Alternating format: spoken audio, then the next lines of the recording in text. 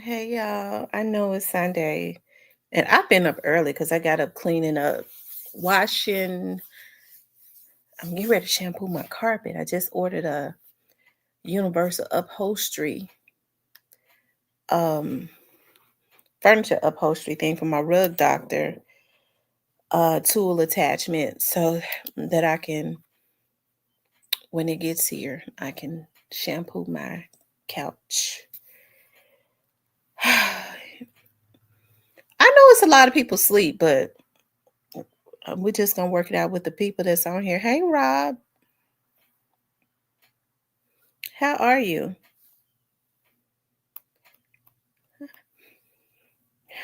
I've been up since 6. Hey Kimberly.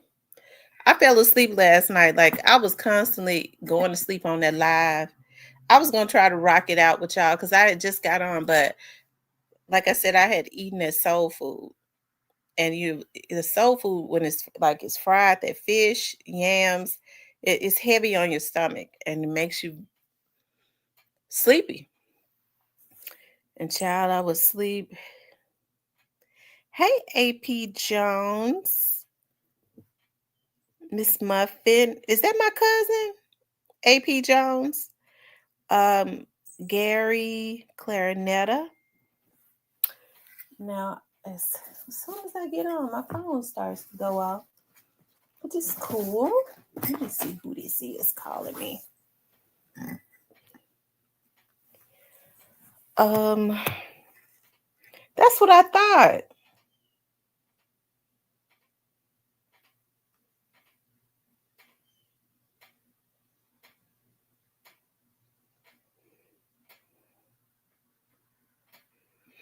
I had oh, oh my God, I be forgetting Stephen be in the bushes watching me. Listen, that was like that was a cheat day and it made me so sleepy. Y'all, why be careful like the foods that you eat. That's why I barely eat fried foods anymore. I notice how sluggish I get. Also, I've noticed that when I have anything with sugar in it. Like I love to stop at this place called Seventh Brew. And I'm really proud of myself because I was stopping every day before I get to work, have to go out on some cases. First thing I do before I made it to where I was going to stop at Seventh Brew. And sometimes I would not have even eaten anything. And I would drink. They have like this honey bun. Um, it's not coffee. It's y'all help me out. What is it called? It's called honey bun. I'm trying to think. I don't know why I can't think what it's called. Those cold. I can't think of it right now. I don't know. I guess my brain is fogged up. But I noticed like when I would drink it, I would get real sluggish. Had not eaten it early in the morning. I just so watch your sugar intake. Like I'm so happy. Like now, what I've been doing is I've been substituting. I like coffee. I remember when I was a little girl, I used to drink coffee. I used to like to drink it black. Then it started. I got picked up a habit of with my mom and them putting creamer stuff like that. So now when I go to Sam's, I'll drink it black or I'll buy like the big thing of powdered creamer with no sugar in it. And I buy like those skinny um liquid syrups just for a little bit of flavor if I feel like flavor because sometimes I could just put the creamer in it or drink it black. And when you don't put that sugar and stuff, you'll notice how you don't, because sugar fogs up your brain. It probably just take your sugar up. And what's up, Sipe Dog? And it just kind of it messes you up, right? So I'm just learning healthier ways. Like even now, like I've been up like gently cleaning, and that's good exercise too, right? Um, yeah, that's good exercise too. I be wanting to like go walking and stuff. It's just not safe. I be seeing people in my area, they be out, a lot of those doctors and stuff. that live in my area. When they leave the hospital, they be running. And I think what needs to happen is sometimes they have like that's what it's called. I don't think it's called frappuccino. It's called something else. It's called it might be frappuccinos, mochas and frappuccinos. And what I'm telling you, I was doing it, and I feel so much better because like now, like when I get ready to go to work, I will grab a plum. I had not been buying plums because they had been so sour. I've been buying. I'll grab like two plums. Plums are full of fiber because it fills me totally up. And here's the thing: it holds me until I get home. Cause I be out when I'm at work. I be moving around constantly, anyways, because I'm in the field. So I don't stop at even like I was stopping at what's the name of that place? Starbucks, and getting like that Gouda sandwich. That bread is not good for you. And I was like, dog, the sandwich is really small. Like, what is it? So I'm not a breakfast person anyways. But so just grabbing a plum. I bought some peaches, but I don't know what's going on, y'all. After like 2 days of having those peaches in my refrigerator, and I was eating them like they got real soft. I was in there cleaning out my refrigerator. I threw them away. I can't eat no soft peach. I'm sorry, I can't eat no soft peach. I can't eat a soft nectarine. I can't eat no soft plums. When they get soft, they got to go. But I've never known a peach. He said, "Oh, don't care what it's called. I gotta make a call." That's sort of location I go to.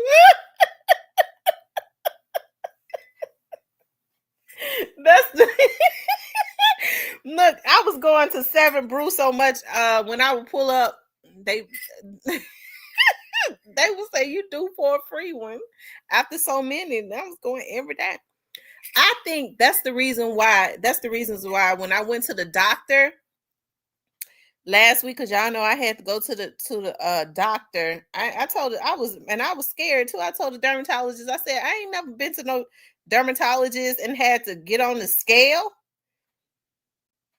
But y'all know they messed my fingernails up, but they're looking good now, y'all. He gave me some stuff in my hands and stuff, girl. Yeah, my hands was looking like I had been 7 times what they call, what's the name of that movie? 3 times a slave. Oh, my fingers and stuff coming on back around now. I'm not putting those nails on my hands. Y'all know this happened to me earlier this year. Um, and I changed nail shops. I waited 6 months, and I was like, I love like it don't happen with my toes. So it did happen with my toes earlier this year. I changed nail shops. I nurtured my toes and my fingers back to health. And I was like, it's got to be the nail shop. I met a new nail shop that my sister been going to for years. I think my toes are good, but I think it's just that acrylic or that gel nail. But I ain't putting nothing. I'm not. I'll go get my toes done, but I'm not gonna get my fingers done, my hands done, because it's something that I'm allergic to. I was ashamed to show my hands. When I would talk to people, I would fold my hands, hide them behind my back. It's a darn shame.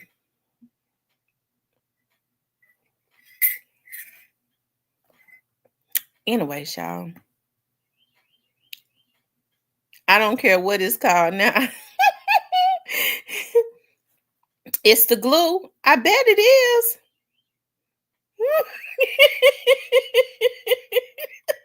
Alabama. He said Trump sending them boys to the nail shops too. hmm It's something because you always hear like I don't know what it is. Now I don't like that because hey, I don't know what it is about the Hispanics that Trump wants to mess with. I mean, he messes with nobody but the Hispanics. that ain't right. He knows that that's not right. Um, hey Tashawn. Hey Miss Clarinetta.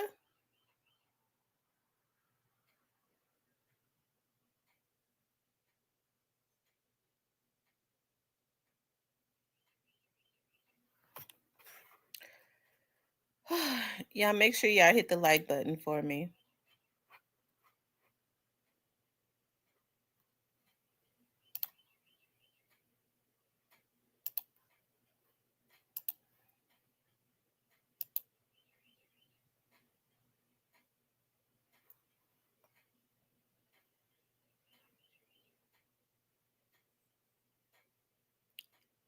Hold on, y'all.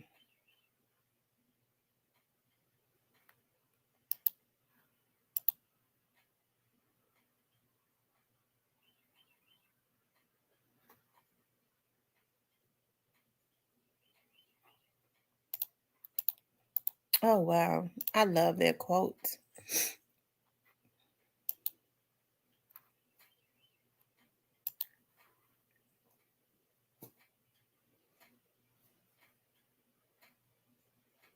He said that's the dudes you wanted in office. Well, I felt like anything was better than what Biden and Kamala had did. I mean, I know that's not popular opinion.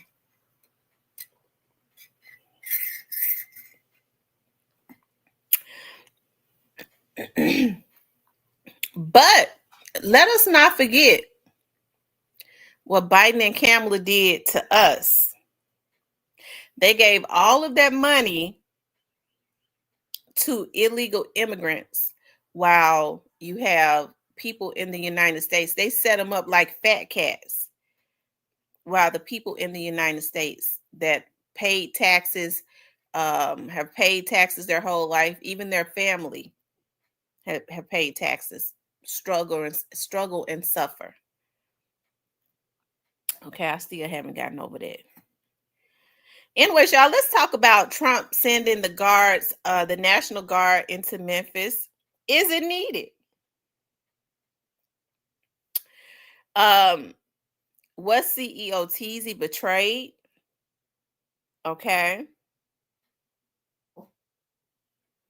And who took out Jeremiah Taylor? When I was up cleaning up this morning, my brain be working early in the morning. Okay, like a hamster on a pinwheel.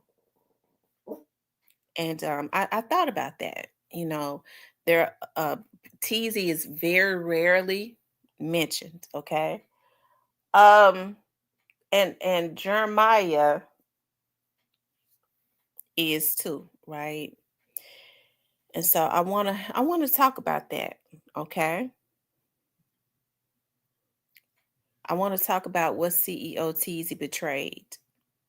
Okay, did he know who his unalivers were, or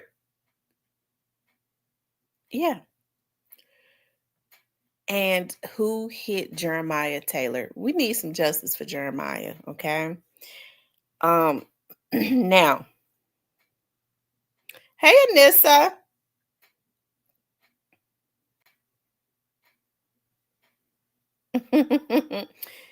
He said, yes, we need them down here right now.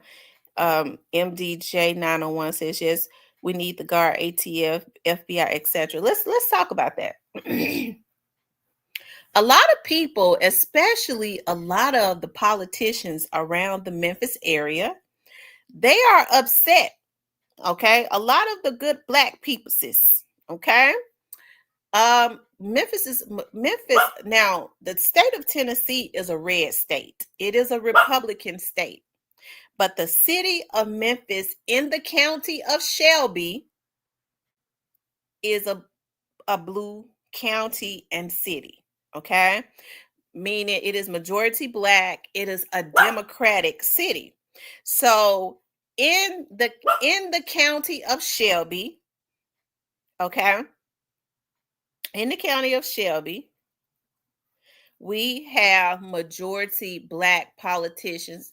I would say probably 95%. Okay. Unfortunately for the Black community, okay, we vote based on race and name recognition. Okay.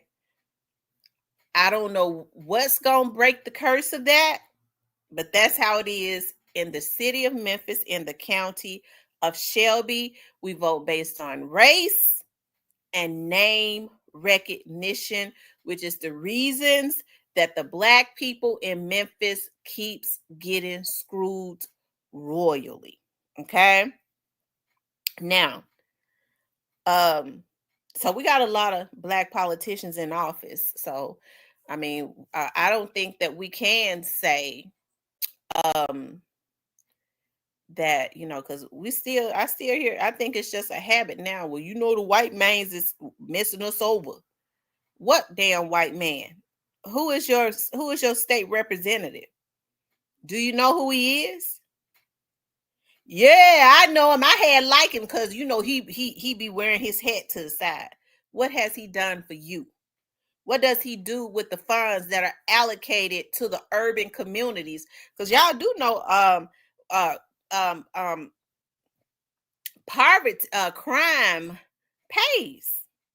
So when these areas are crime infested, a lot of these politicians, there's a lot of money that comes into areas like North Memphis, heart of South Memphis. Do you know who your state representative is? Do you know who your city council person is? Do you know who your county commissioner is? Do you know who your state congress is? Do you know? I could tell you hell no. Okay. You just voting for somebody because they are Black.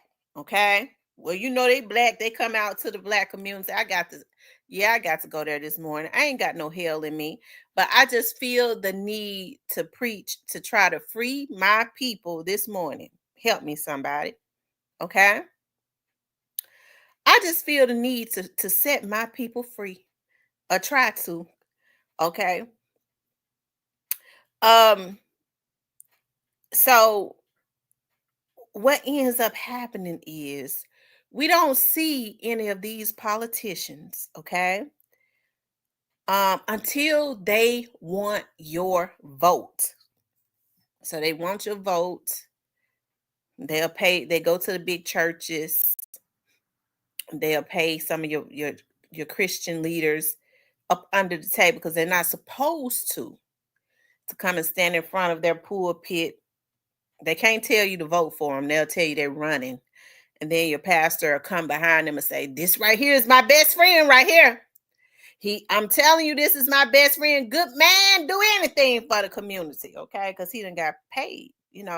I'm tired of a lot of the Christian leaders selling out the Black community because they feel like that Black folks got a damn brain tumor that they can't seem to get rid of, brain fog, as it relates to politics.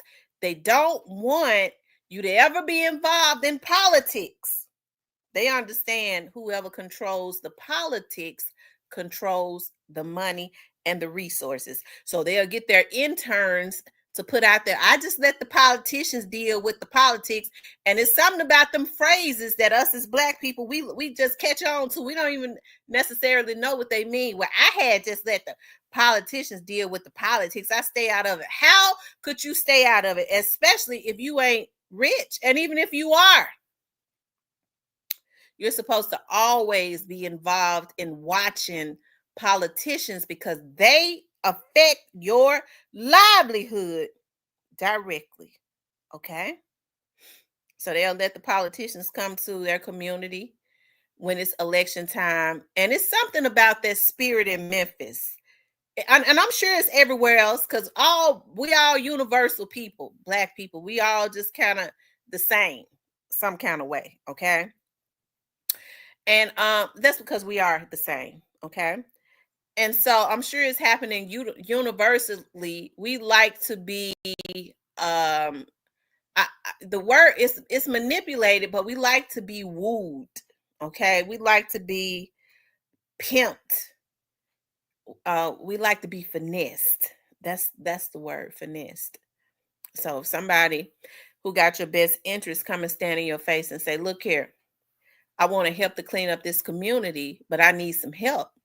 What's going to have to happen is we got to hold the parents more. We got to hold the parents responsible, but we can put something in place for those parents who want to do better, okay, to help them so that they don't have to be working 2, 3 jobs and they can actually be monitoring their children.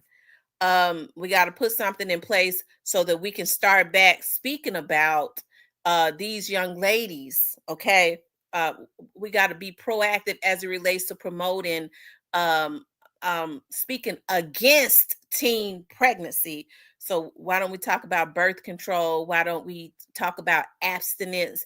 Why don't we do that? We got to hold the people responsible, though, and so that's what we have to do. Okay, we got to hold them responsible. There has to be some accountability.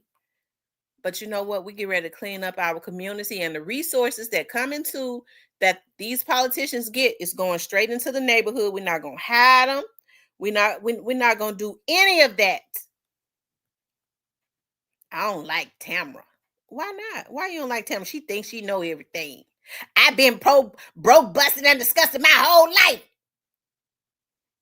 Okay. And then she trying to tell me I need to spend time with my kids. She trying to tell me my daughter shouldn't get pregnant. My daughter had 5 babies at 16. She trying to judge me. But then some slick joker, you know what, black people, hey, y'all had it hard. We all had it hard. But by the grace of God, God said, we all suffers, I ain't no motherfucking victim. And so what we want to do is be finessed and given a reason, okay, to not be held accountable. So I'm gonna give my vote to him. You see how he held his head over to the side? He's suave, ain't it? And ain't nothing happening for our community. Y'all know I'm telling the truth. So we just continuously vote people in, the same people who ain't did nothing. Once you vote them in, they give you their ass to kiss, and you don't see them again. You don't see them again, okay, until they want your vote again, and they get out and finesse you, and then you give them your vote again. You voting for people off of the strength of somebody else. Well, I don't like them. I know they ain't no good candidate, but such and such over there, my partner, he screws her, so I'm gonna go and vote for her. She can't even read her name in boxcar letters, but she is black, and that's my partner gal, and she can't read her number, but I voted for her. Y'all, it's something wrong with us. So at this point, see, people don't like to deal with that. Because as my dad used to always say, folks don't want to take accountability for the conditions that they are in, because then it forces them to have to do something different. And don't nobody really want to do nothing. Okay, I don't know how I got on this. I'm gonna get to where I'm getting back to Trump. Y'all know I have to go around the world because okay. So I said all that to say this. They don't want the National Guard in Memphis, okay? Even though Memphis got crime out the ass, okay? They don't want the National Guard because crime pays. They need to keep getting them grants in Memphis and giving them to these nonprofit organizations that their family members own so that they can in turn get the money back and not put it in the community, okay? Well, and then they'll get on TV and, well, we don't, because they're gonna target black men. Well, their asses ought to quit committing crime. Okay, ain't folks tired of going to the gas station and folks jumping in their damn cars because they know ain't nothing gonna happen? It's the police fault. No, it's your fault. Your 16-year-old son should have been in the house. You should have known where he was at. He shouldn't have been out at 2:00 in the damn morning, which means you're gonna have to be in jail. Okay. And so that's what's going on. And so what people do is they come to our community and they know for some reason, because our ancestors and stuff were traumatized, y'all. I ain't dumb. I know what they do to our community. I know what they do to black people, and I know what they do to hide stuff. But all you got to do is open up a book. We say it all the time. They hide stuff for us by putting it in a book. Well, open that motherfucker up and read it and get the knowledge out of it. They just want to keep out that one because they put it in a book. You know it's in a book. They put it in there because they know we ain't gonna read. So why don't you open the book up and read it? Okay.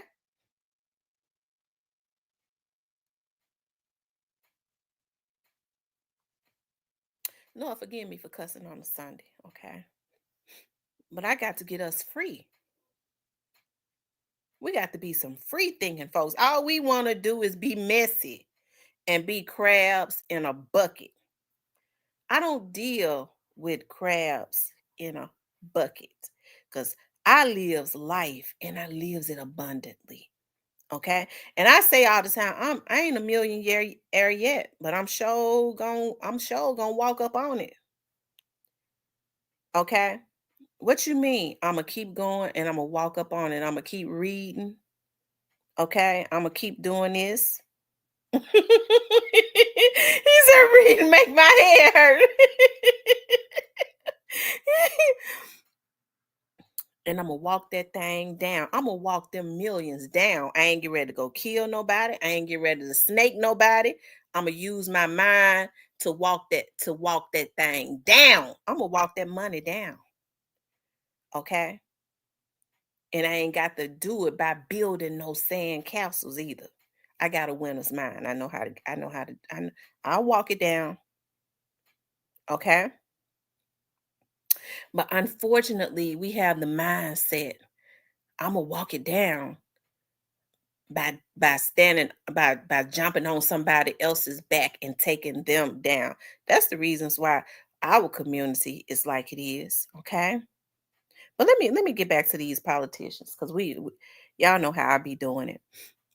So with these politicians, okay, they will with these politicians, what they'll do, okay, they'll say, well, we don't want the National Guard in Memphis. Why not? Good, you know they gonna target black boys. These black boys are the ones out here committing all these damn crimes. So now we supposed to be prisoners. You can't walk in the grocery store. They walking in the grocery store now in front of everybody. Ma'am, I want your damn daughter. Pulling. I was looking at that, just pulling on the woman's daughter with everybody in fear looking. Okay. Y'all, what's going on? Y'all think we don't need them? I wish she would have had a gun. So if she had popped him and knocked him down, which that's what should have happened, she would have been on trial fighting for her life. So I don't have no issues with him sending the National Guard. Well, if he cleans up Memphis, then all of this money that comes in that these black politicians hide because the community don't go and see what funds are being allocated to their damn community, they ain't gonna get them. They're not going to get it. They ain't doing what they supposed to do with the money anyways, but somehow rerouting it back to them and their family through these nonprofit organizations. Okay? That's what they're doing.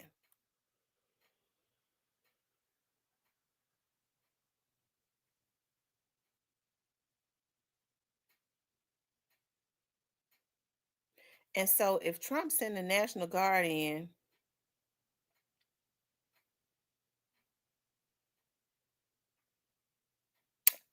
and that's it. I'm gonna talk about that too, Darkwing. We're gonna talk about that because I can agree with that too. Okay, I can see your point on that. But so if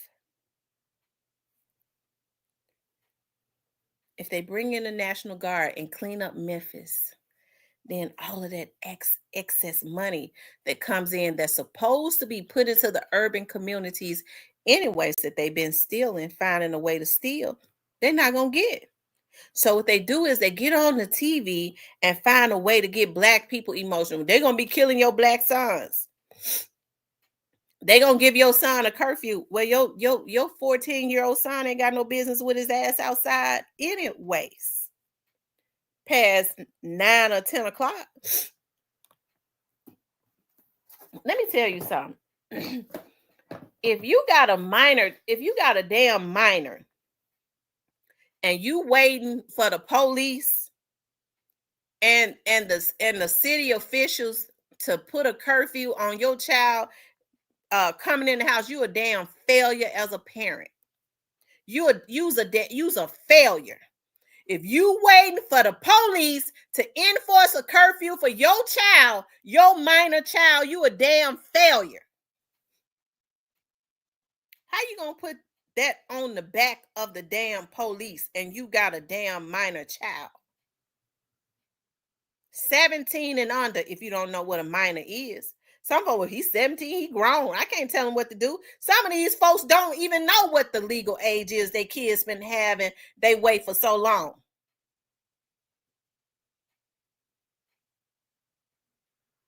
Okay?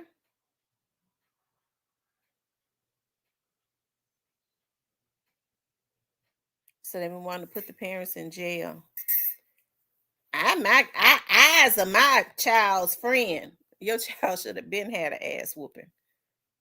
I don't believe in no beatings, but I whooped ass. I didn't beat them. I just whooped some ass. Okay. I put that belt to their butt. A lot of parents scared of their own kids because there is no structure. I didn't know how to child, don't even get me started. Okay. It ain't no structure.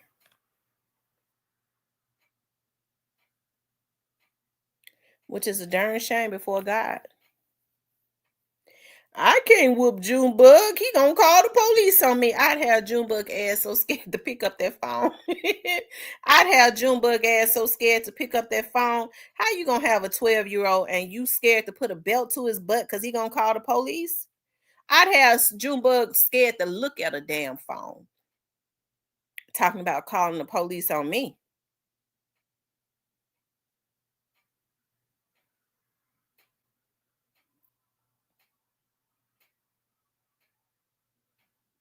I got my butt whooped.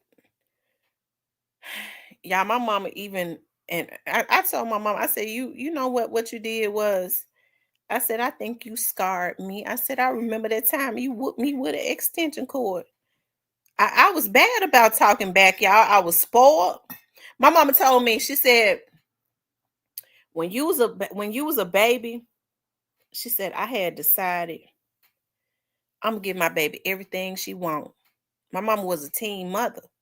She said, I decided I'm gonna give my baby everything she want. Y'all, I was so spoiled. I think about that now. I used to tell my mom, I want this. I don't want to look at this. I don't want to look at this. And she changed the channel. I thought about that my mama had me so spoiled. I remember when I became a teenager and I was still talking back. My mom and my grandmama did a job on me. So my daddy said, them women had you so spoiled, they wouldn't let my daddy whoop me. I remember the first time my daddy whooped me, I was probably about 14 and I felt betrayed by my mama.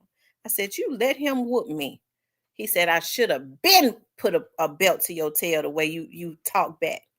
I would never cuss my mom in the mouth, but I always had something to say back, right? And so my mama said, when I became a teenager, she said she realized I got this girl so spoiled. She talks back to everybody. She got something to say back to everybody. And I got to break her before somebody else break her. And I'm gonna tell y'all something. She did, because I was a good child, but I just talked back. I would be mad when I couldn't have my way. And I remember when one of the first real jobs I had was at the Memphis Police Department. And my friend, he's my friend to this day. He said, Tamara, I had never seen a girl come there as spoiled as you. He said you was quiet, and you when you was tell us to do something and we couldn't do it, you would sit there with your mouth poked out. He said you would be mad when we were not doing. I was there to be a typist for them. If I didn't want to type, if I had something else to do, I'd be mad if they told me we need you to type. And that was my damn job. He said you would be mad and sitting there quiet with your mouth stuck out when people weren't doing what you felt like they what you when you felt like they weren't doing what you felt like they should be doing. Right?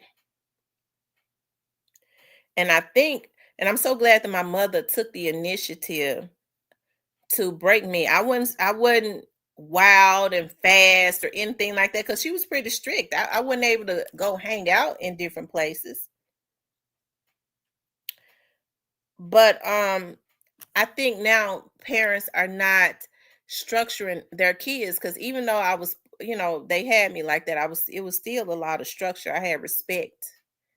I still had respect for people. You know what I'm talking about? Like I wasn't all wild and out of control. Like I wasn't doing stuff because now you see young ladies that's just flat out like selling their bodies and stuff for it. They don't want to work. I was always taught to work. They don't want to work. Their parents look at them as their friends. My mother never looked at me as a friend. She just had me spoiled. Okay. Um, and so there's no structure in the household. So a lot of parents now are afraid of their children.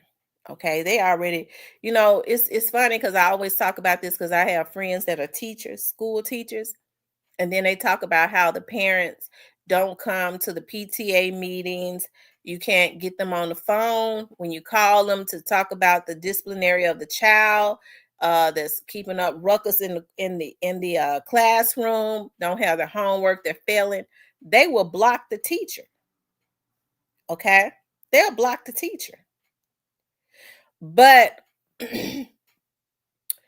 as soon as the child talk about the teacher did something to him, the mama running all up there fighting with her see-through gown on, titties flying everywhere, no drawers on, ass showing, all of that. They ready to fight, okay? But you haven't seen the child. You haven't seen the parent, right? And so a lot of parents are afraid of that. Well, Junebug, he's 6'5". I can't do nothing with him. Okay. So now they're scared of their kids and they don't try to stop them from doing anything. And I remember when the crack era hit, I can remember it. Hey, I can remember like it was around 1985, 86. And a lot of people, unfortunately, a lot of black people was trying crack. I remember. I was old enough to remember when that era hit.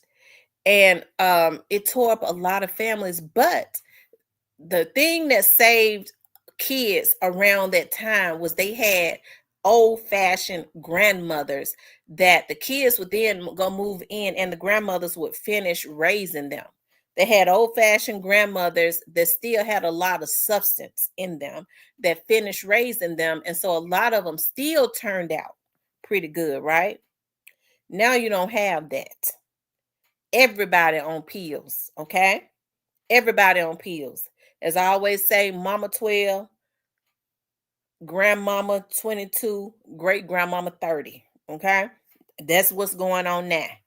Mama 12, grandmama 22, great grandmama 30, everybody on pills. And the child messed up. Okay. Totally messed up. And it's going on in our community. And I know that's another thing, y'all, but hey, they're saying that it's mental illness. These folks is junked out. They junkies. People ain't dealing with that because now you can't call nobody a drug addict. Okay. You can't even call them a drug. Well, they offended. You judging me. You know damn well you on pills and crack and meth. You's a junkie. You need some help. Everybody get offended now. And so what we do is we have people catering to that, well, we don't want to offend them because we want their vote. We are still in bondage as Black people because we want to be finessed. We don't want to be called out on our shit. And that's what's going on. And so people in every community, to include our very own, have found a way to finesse us and walk around what the real problem is. And that's, we got to deal with our shit. Don't nobody want to deal with nothing. Okay? JT up early, Lord. JT says, good morning, Tamara. Keep the National Guard out of Memphis. You give up your civil rights, civil laws, one control. Okay, so let's talk about that. Let's get back to the National Guard, okay? JT, I believe the National Guard should have been in Memphis, okay? There has to be some structure. The police are not policing like they used to. Okay, the police is just driving clean on past crime now, because if they stop and the criminal that's robbing somebody get offended, the officer could get fired. Let's talk about it. Okay, people don't want to talk about that, but we got to talk about it. Folks don't want the police to protect and serve, because contrary to what people may say, there are a lot of good officers that get on the job to protect and to serve. Every police officer ain't bad. Just like all Black men and women are not on welfare and food stamps and thugs and rapists and killers, all police officers ain't like that, and all Black people are not like that. Because y'all know that's what they say about us, right? So I find it funny when I see Black people consistently wanting to put police officers, even the good ones, in a category when there are good ones that want to do the damn job, and you got political people that don't really give a damn about the Black community. They just don't want a lawsuit. Okay? So the officer is disposable. Just don't get no lawsuit.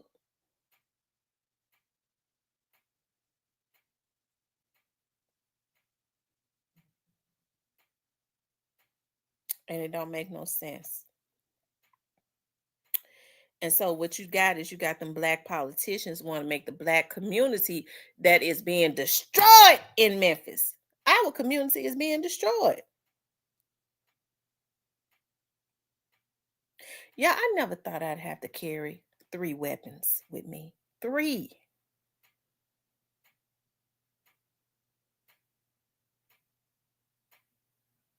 To protect myself.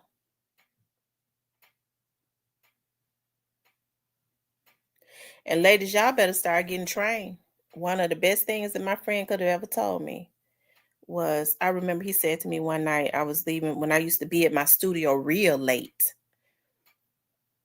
editing videos and stuff. He said, Tamara, do you carry your gun with you? I said, yeah, I got it. He said, where do you have it at? I said, I keep it in my purse. He said, no. Now he's been on the force going on 40 years. I told him, you need to go ahead, get in the drop now. You done been on that too long. But we praying he gonna make chief. He's a step down from being the chief. I'm believing the Lord for him to be the chief. And so he said, no, Tamara, when you walk out that studio, you need to have that weapon in your hand. He said, because if somebody roll up on you, you ain't gonna be able to go in that person get that weapon. You need to already be ready when you walk up out of there. Have that thing in your hand. And guess what? That's what I do. That's what I started doing. Even now, when I come home late, when I get out that car, I had that thing in my hand. Both of us motherfuckers gonna go down. And what we do know about these criminals is that they're cowards.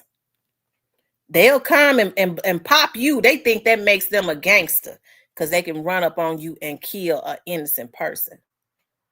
But what we do know is they don't want to go down. We both going down. Okay?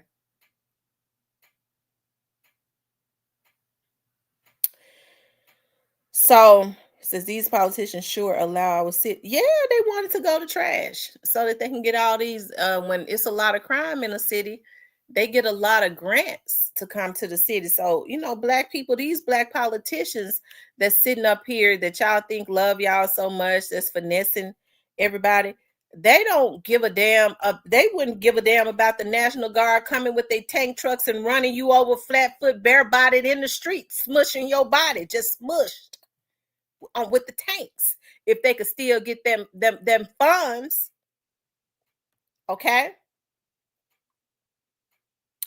but if Trump send them troops and clean up the city, I don't give a damn about Junebug ass going to jail if he out there committing crime.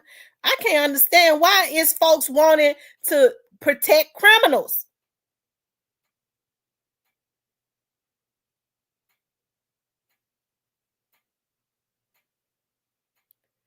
So they'll get out and get black people emotional. You know what these damn fools talking about?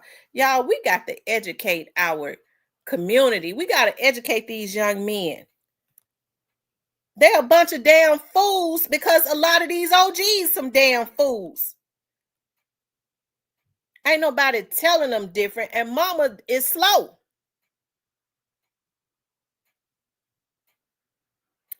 Well, Junebug he said if they should send them National Guards to Memphis, they gonna shoot at the tank trucks. Yo, what is going on with us? Junebug ain't got tears to cry with. They robs the bullet store. That's the only way they have bullets. And he think he gonna use a stolen gun to shoot at a tank truck with the National Guard. Y'all, why do we gas our kids up and let them think like this? We are the problem. We're failing our youth. We're failing the youth and the young people. Okay? How in the hell Junebug think he gonna take that gun and turn it to the side like a damn fool, like old dog did in Menace to Society, and shoot at a damn tank truck and think he ain't gonna get blown up? Hey, Junebug got a gun. He gonna shoot at that tank. These bad boys gonna take them tank trucks down. Y'all, they let them think like that, and as a result of not being corrected, they take their asses out there and do it, and then they be slaughtered out everywhere in the street.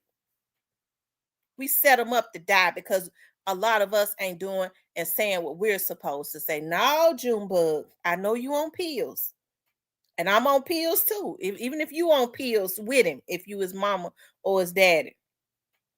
But Junebug, you can't go shoot at the National Guard, baby. I ain't got no insurance money to bury you. Okay. That's what you're supposed to say. Instead, they'll encourage it. And then when Junebug got that slaughtered out, I'm going to sue the National Guard. That ain't going nowhere. Y'all, our mindsets in our community has to change. Okay? It's got to change. A lot of people don't like to hear what I got to say.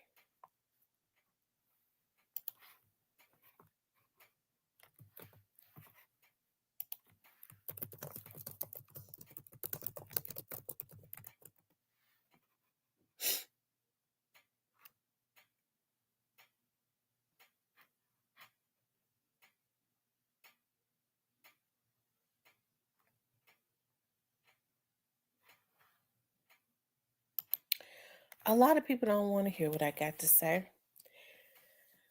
because it puts the responsibility back up on us and our community. I mean, we spend a lot of time backbiting and backstabbing. I think the black community feel like that's all that we're supposed to do. Pocket watch. What she got going on over there? Let's see how we can destroy it. So, I mean, we spend a lot of time doing that, but we don't spend a lot of time trying to gain knowledge and then educate. You don't have to be rich to educate your child. Poor people was doing it since the beginning of time. They didn't have much back then. All they had was each other. But they imparted a lot of wisdom in our grandmothers and grandfathers, which is why a lot of our mothers and stuff, a lot of our grandmothers and stuff had wisdom. They was able to carry with them. They understood that education was the key. Gaining knowledge and wisdom, not destroying relationships. People spend all of their life trying to get money. I'm gonna tell you what my grandma used to tell me. You can work until your fingers are black, but favor is better than money. It's gonna always be somebody in a high position, if you carry yourself right, that can give you some favor, that can unlock the door to unlimited resources. Favor is better than money. Instead, what people do is they ain't got no favor because they spend their whole lives ruining relationships. I'm mad. I'm going to have a mad day. Now, because I'm going to tell you something. You hit me, you ever do anything to me, I ain't really no forgiving person. And there's more people like me. Why would I help you? I ain't gonna go out of my way to hurt you. I'm not one of those ones. But I'm not gonna lie. I ain't get ready to help you do nothing. And you think you done hurt me? No. Let's get them. No, I ain't like that. I ain't get ready to go out my way to hurt them. But hell no, I ain't get ready to help them either.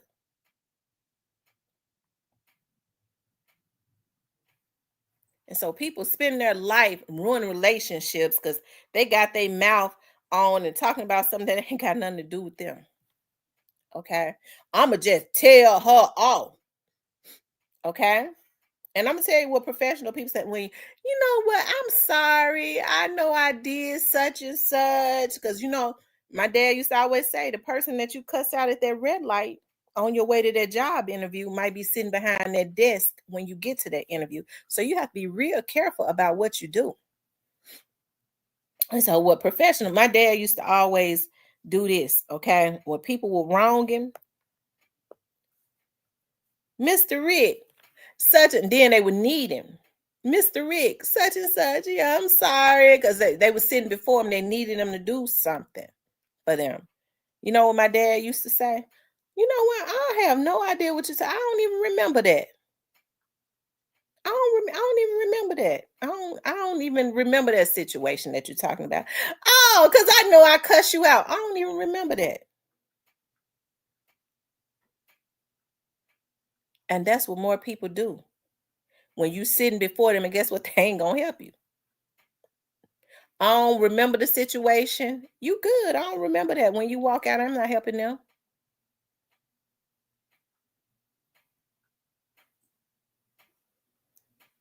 But because we don't take responsibility for how we are, what we do is we'll outsource that back to the person. I know I cussed them out and try to get them messed over and all that, and they still wouldn't help me.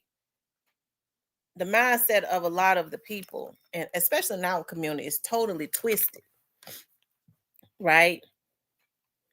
And so what we do is we don't want the National Guard because the National Guard is going to stop a lot of these criminals from robbing folks. You ain't going to be able to get the hook up on the train no more. Little Rufus, I gets to hook up on the train. The National Guard come. Rufus ain't going to be able to hit that train. So no, some of these folks don't. They want the hook up. They want for little Rufus to go and hit the train. And they know damn well Rufus is their son and their grandson and their nephew.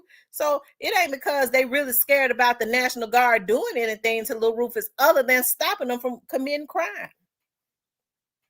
Everybody, ain't nobody else gonna say it, but I'm gonna say it today. That's what's going on.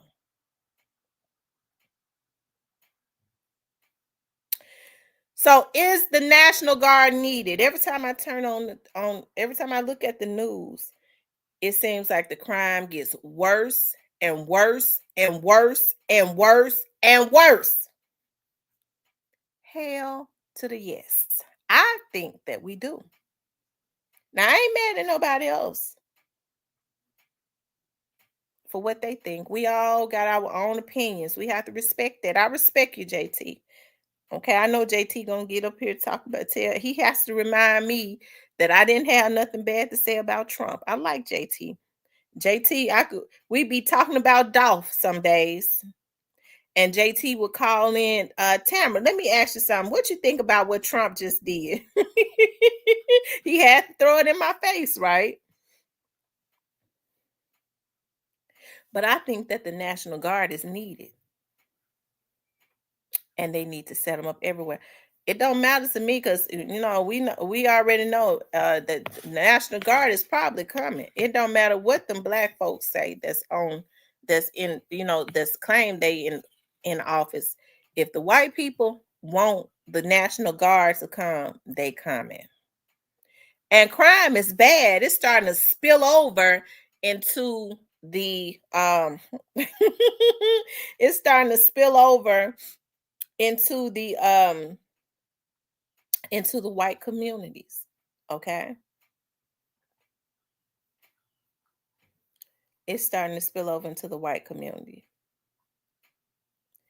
If they think they're gonna be going into areas, into their downtown area where them white medical students like to run by that water and stuff and jump out and rob, that's where them basketball players and rich folks live. They think they're gonna do that. And it's been like that. It was that community, that Harbor Town community, was built for the rich white peopleses. Yeah, they got issues with that. They want to be able to run by that water at 4 o'clock in the morning without a cuckabug head jumping out on them with a weapon. Okay, them pretty white girls gonna get out there and run without a cuckabug head jumping out with a weapon telling her to get in so that he could violate her. Yes, they gonna send the National Guard into them places. And you can't get a house for less than 700 in Harbor Town? Okay, 1,000. Okay? Of course. The crime is starting to spill over to where the rich people are. And they want the National Guard in. And I'm gonna tell you right now, it's gonna override what the city officials that are black say. And I ain't got no damn problems with it. So now what it's going to force parents to do, they're going to either try to put some sense into Junebug's head. The ass is going to go get a job because this job's in the plenty. And they can get it with a criminal background.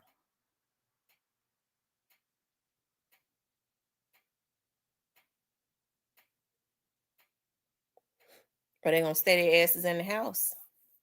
And that's the problem right there. I think some of these mamas and daddies they scared their kids gonna stay in the house because Junebug on pills and shit. He whooping the ass. The child is whooping the parents' ass. So they don't want the National Guard to make him stay in the house. Okay? They want him outside doing everything that he doing until somebody knock him down permanently, which is unfortunate because it hurts me to see these men, these especially these black kids out here being slaughtered. Because that's what's happening. They are slaughtering each other.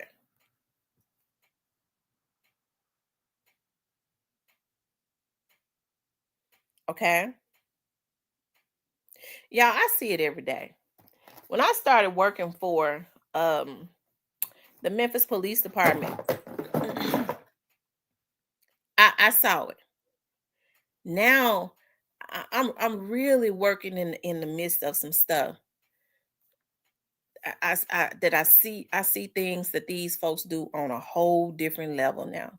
Y'all, these folks, they got to be stopped. They got to be stopped. They got to be stopped.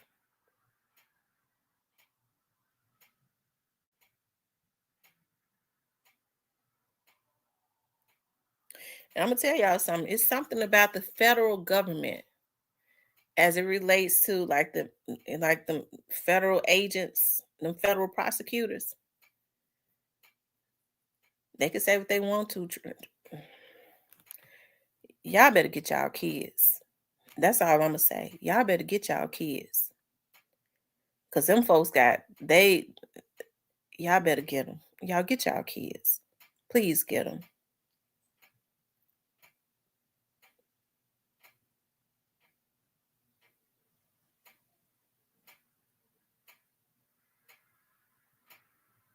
Okay.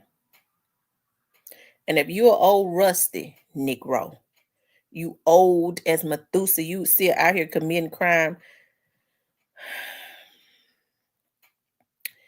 I ain't gonna say what I was getting ready to say because that the devil tried to get into me to make me say that. I ain't gonna say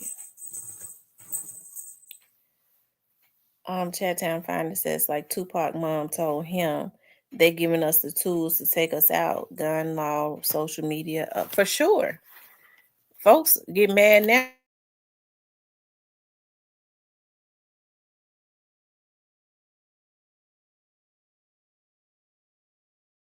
They're supposed to kill you just because they mad at something you said.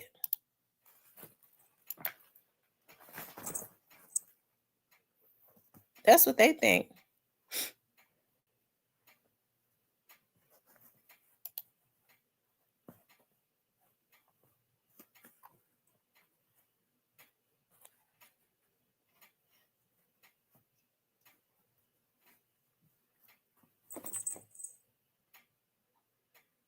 Yeah, hit that like button.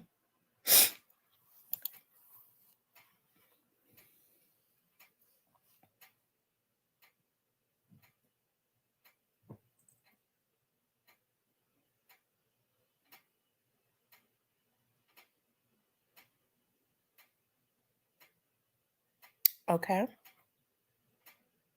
What about when the National Guard start racially profiling? The military is full of well, they say the same thing about the police department, and they got them to dumb down that. So now the police won't even work. It's more black police officers now. You don't really see white police officers. Well in Memphis, because people are not. They can't even really recruit people that want to be police officers now, other than okay. I ain't gonna. Anyways, uh, gang members.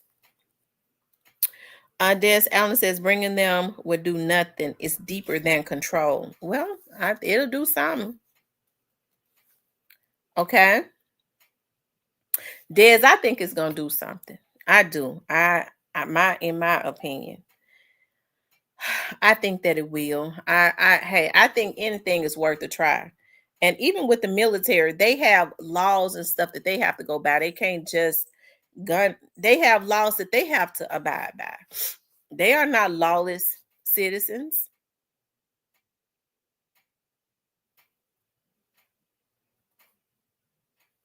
He says, I feel like people are not afraid of them. Well, maybe not.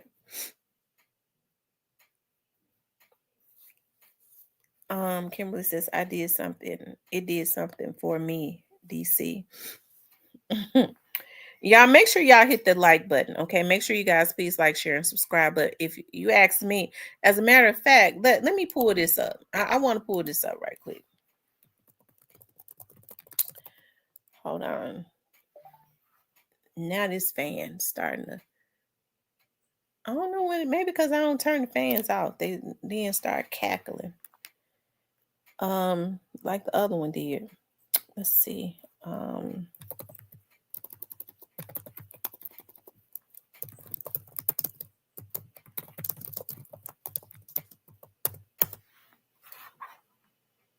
on, y'all.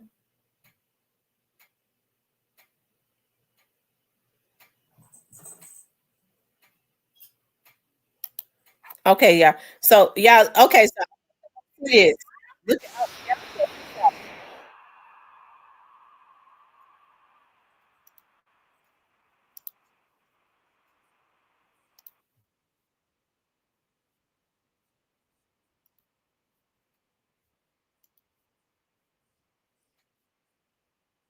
Bill Lee aren't ruling it out. But not everyone believes more boots on the ground is the answer. A Memphis City Councilwoman who's also running for governor told ABC 24's Desmond Nugent what the Bluff City needs right now is support, not soldiers. Memphis City Councilwoman and Tennessee Governor candidate Jerry Green tells me Memphians know what Memphians need, and that doesn't involve sending federal troops. There is nothing that is off the table. Everything is a possibility. That statement from Governor Bill Lee is raising eyebrows and concerns about whether the National Guard could be deployed to Memphis. What's most important to know is that we will work with the Trump administration and are now on what is the best way forward for Memphis. This week, the Trump administration announced plans to send federal troops to Chicago and Baltimore. No timeline yet, but the National Guard is already stationed in Washington, D.C. Here in Memphis, Mayor Paul Young says while safety is always a top priority, this city isn't the same as the nation's capital, and any military involvement would need strong coordination with the state. My goal is to keep the lines of communication open and have a great relationship with the governor, and we're going to work through it. There's a lot of uncertainty in these times, and so we're all trying to figure out what's happening next. Meanwhile, Memphis City Councilor and Tennessee Governor candidate Jerry Green says the city is already making progress in reducing crime and believes support should come in the form of funding, not federal forces. If they want to give us funds and resources to support the programs that we have around gang violence, I told y'all, or any other crime prevention programs that we are already practicing, I'm sure we will happily accept. It ain't working. Funds, but federal troops will offer no assistance to Memphians. Y'all heard Green that, didn't I? I just said that, didn't has a role, but only in its true emergencies, like the recent flooding in East Tennessee, where troops could be sent to help families with cleanup and recovery. In downtown Memphis, I'm Desmond Nugent, ABC 24 News. I told y'all. It's about money. They have to pay the national. Y'all do know that they pay the National Guard for every day that they're in a city. She heard her say instead of giving it to the National Guard, give it to us for these programs that we already have. Well, then the programs ain't working. And it's in the form of nonprofit organizations. I told you that they choose, because there are a lot of good nonprofit organizations. There's a lady right now named LaShanta Rudd. Okay. And I went over to Orange Mountain, and I'm gonna put that video up. Hey, Moga Giant. What I went over to Orange Mountain. She has a program over at the library. She, as a matter of fact, let me see if she's up. Okay.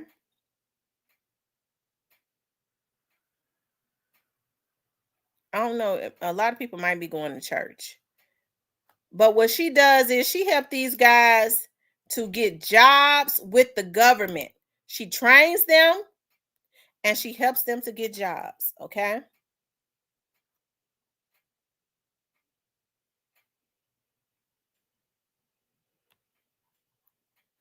Hold on.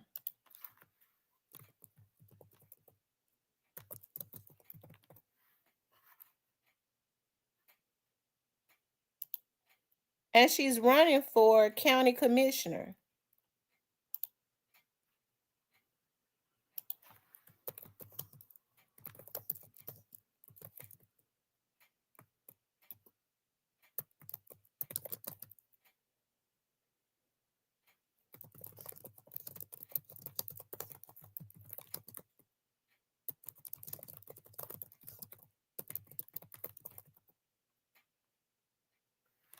Hold on one second, you all. I'm going to see if she's going to respond, because she might be at church. She's doing some great things over there in Orange Mound. When you have guys who have had criminal histories, she's showing them how to fill out applications, how to do resumes. She's paying them to help them clean. They go out and clean up the streets of Orange Mound. And then what she do is help them to write up resumes. She has relationships with some of the officials in Memphis, and these guys who have been in and out of jail, who have, who people have written out, they're able to get jobs and to get insurance, have responsibilities with the city and the county.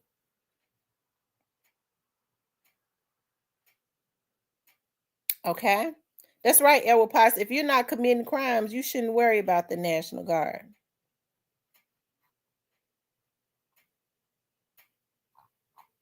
Okay.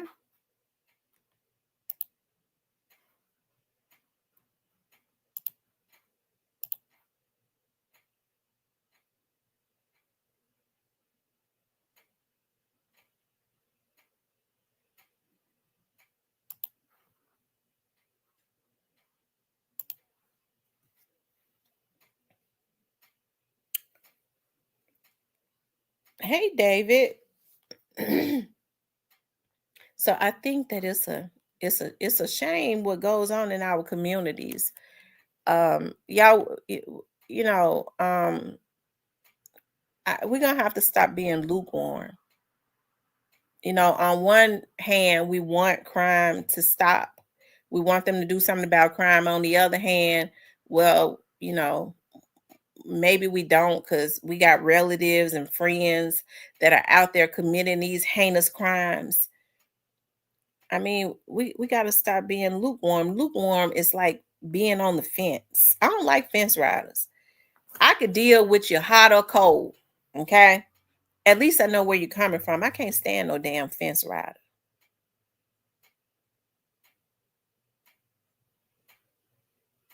Because at least you got a stance when you hot or when you cold. I see you. You made your stance. But when you lukewarm, what God say, I'll spit you out.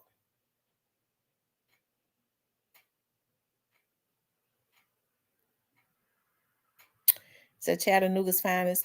It says, it's the innocent people I'm worried about. Damn the criminal at Edwards Potts. You know how the system works. Sin Lu says Bill Lee needs to go to his fam and stay there. The agenda is deeper than his troops on the ground crap.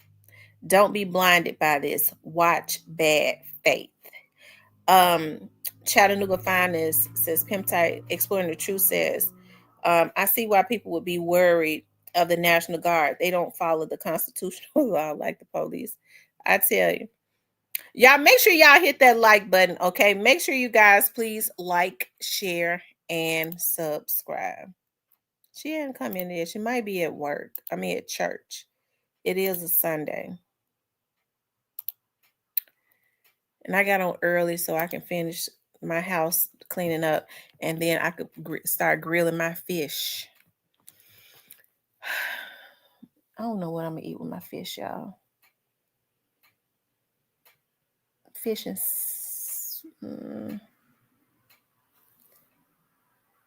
yellow rice. Fish and yellow rice.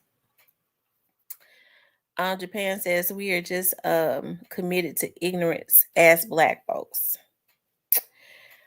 I'm gonna open up the line for this, but let's see. I'm gonna open up the lines.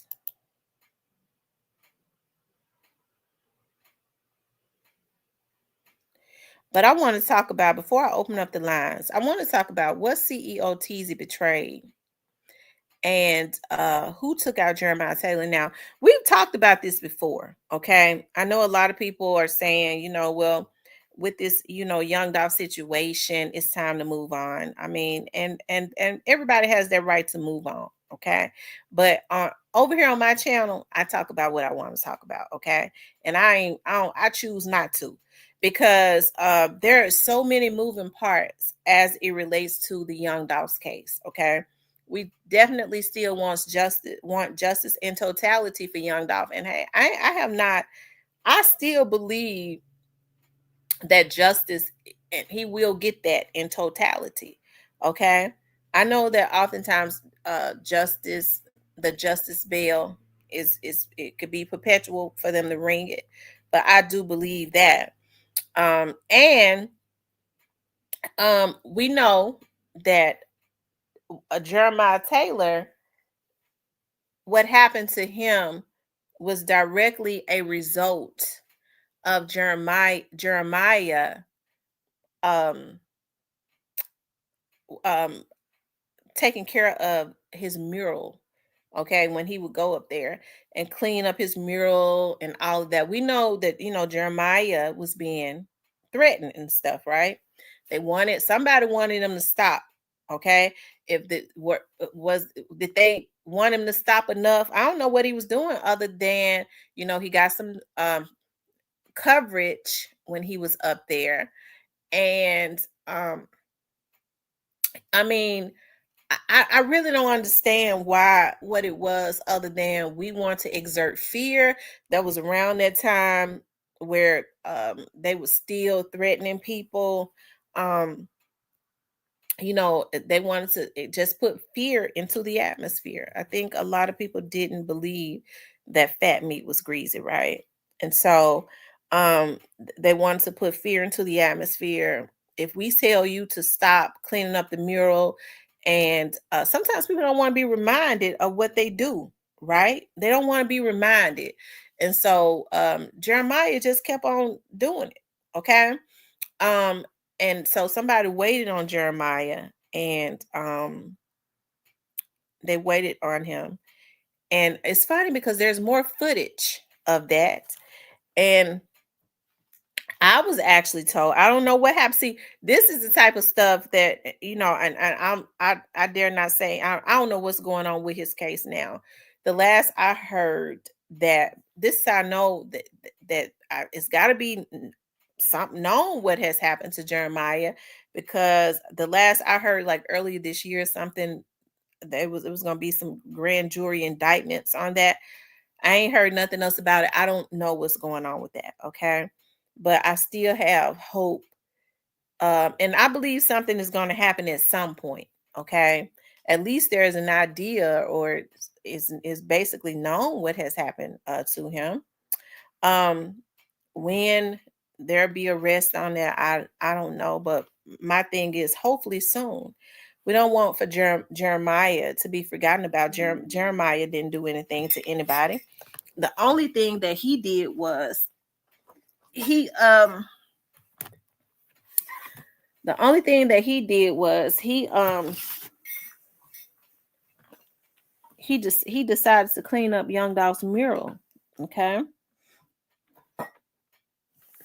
Now, when I asked was what happened to Jeremiah, was it related to what happened to Young Dolph, I was told yes. So I know other people have other ideas of, so I've heard some people say they think that it was a jealous boyfriend or something like that. Hell, um Jeremiah had been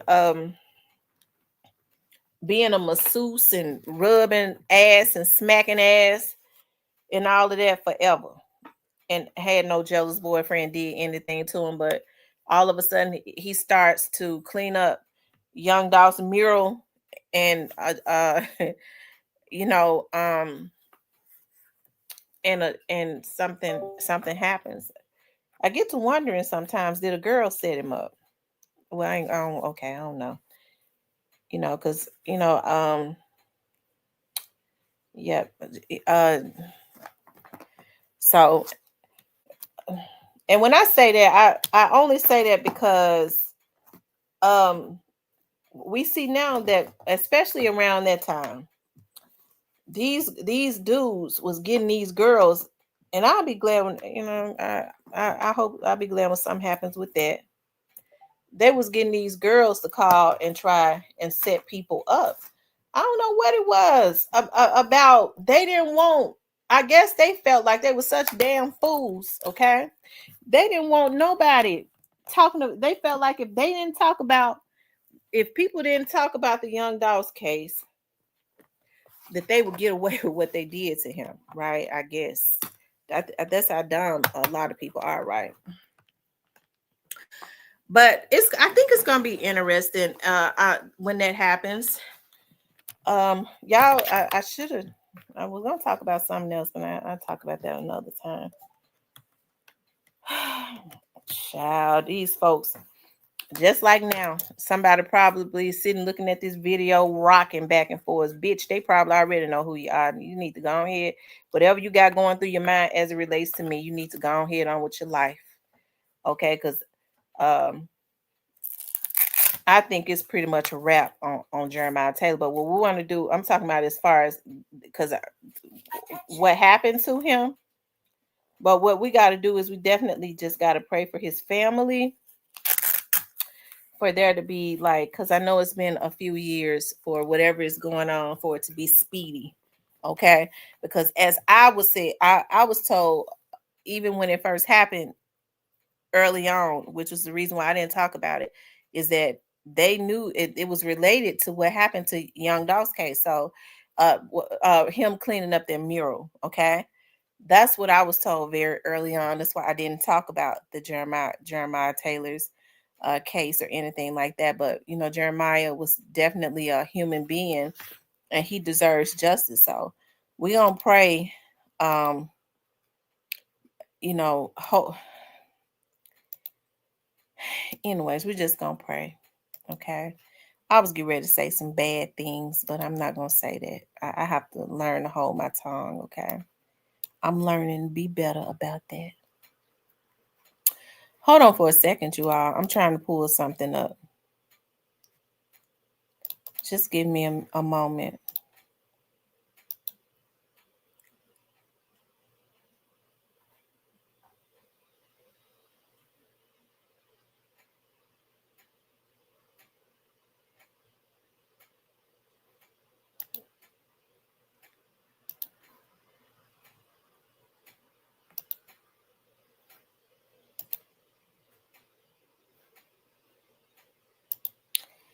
Hold on, you guys. Listen, I went and found some stuff. I was just, one day I was sitting, and I'm sure the police already got it. And I was looking at some things on Jeremiah. Okay. A lot of things have been probably removed or whatever.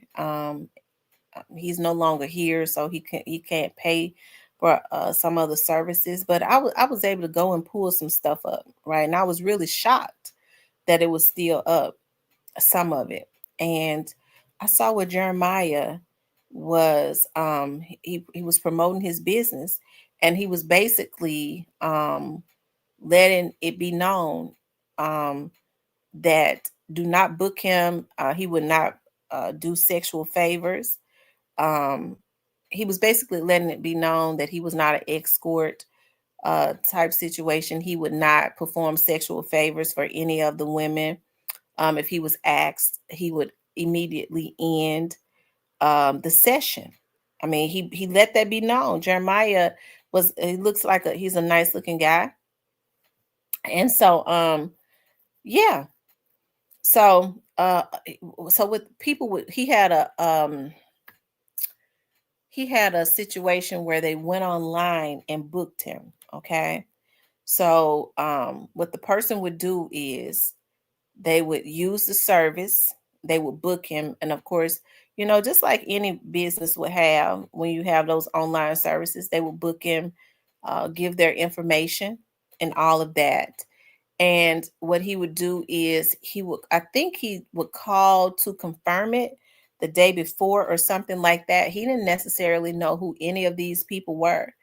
And I looked up where Jeremiah was. See, I probably did a better. See, I probably did a better job than some of these other folks, you know. But shout out to the people that's investigating the case. I'm not trying to say anything bad about them. Praise the Lord. And so with Jeremiah, okay, I used to could pull up call logs. I haven't. Okay. Anyways, he said that he said that he would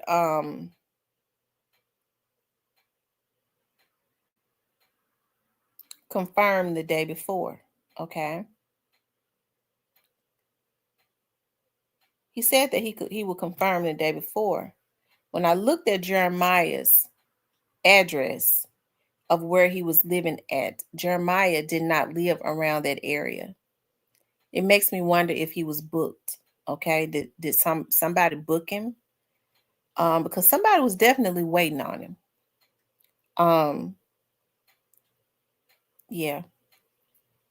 And so when I say I used to could pull up call logs when I would do work for attorneys, because I don't want nobody to get crazy, okay? Because there are laws. When I would do work for attorneys, um, they used to, when we needed to, especially when I was doing like work for defense attorneys, in which I didn't do very much. Um, I would get them to get subpoenas and stuff like that. Um, and we could get call logs and stuff like that. Kawana says, I thought I'd seen a drug head until I seen people in Philly sleeping standing up. They got a little town where they look like zombies. But I'm sure the Memphis Police Department, I hope, even if I know they be looking at this, child. If y'all ain't went and got Jeremiah's call logs, y'all already know they hose them until for 8 years. Y'all need to go pull his call records. Go back to that site, see who booked Jeremiah. That site was, still up. And what else do they need to do? Pull the call log. Oh, on those dummy numbers.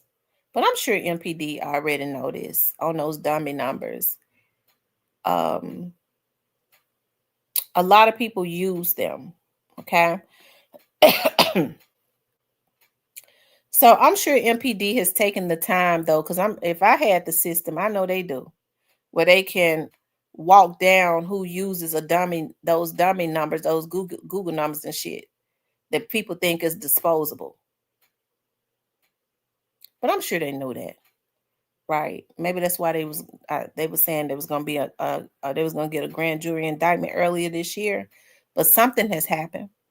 And with what went on in Govan case, they better make sure that they got a real airtight case, because I'm sure whoever did that to Jeremiah gonna have somebody also with some money paying for their damn lawyers, since it was said that what happened to him was associated with the Young Dogs case. A long line says Washington D.C. is the blueprint. Japan says this is not a normal or civilized with murder rates this high. Japan said we need Trump. I'm not a Republican, but we need the National Guard. I believe that we need the National Guard too. Now, a lot of people don't agree with that. Hey, James, a lot of people don't agree with that, but I believe that the National Guard is needed. JT said we agree to disagree, my guy. James says prayers going up for Memphis. Good morning, Miss T. Hope you enjoyed your trip with your boo. Thank you, James. We actually ended up not going on our stop and stay yesterday. Like we do a stop and stay because he got tied up in doing some business. So we just went to have some dinner last night at my uncle's club. If you're in the Memphis area, make sure you go to my uncle's club, the Rocking Chair. Okay, they have good food, and I guess they party is good too, cause it be loaded up in there. He said, maybe next time." That's cool. Yeah, maybe next time. Edward Potts says National Guard needed. Us. Anyways, y'all make sure y'all hit that like button. Well, I don't know. I forget. Y'all know my mind be everywhere. I forgot we was talking about the National Guard.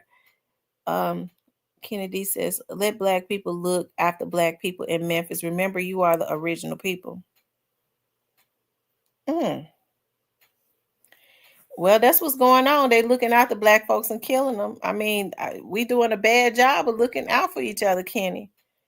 We're doing a very bad job because the black on black rate is off the chain. You can't even be at a gas station without somebody trying to carjack you. And they want to blame the person. Well, then why you stop at that gas station? A person is supposed to be able to stop at whatever gas station they want to stop at without somebody robbing and trying to carjack them. We put the blame on the person, the innocent person, rather than putting the blame on the damn criminal. And that's the reason why a lot of what's going on is going on.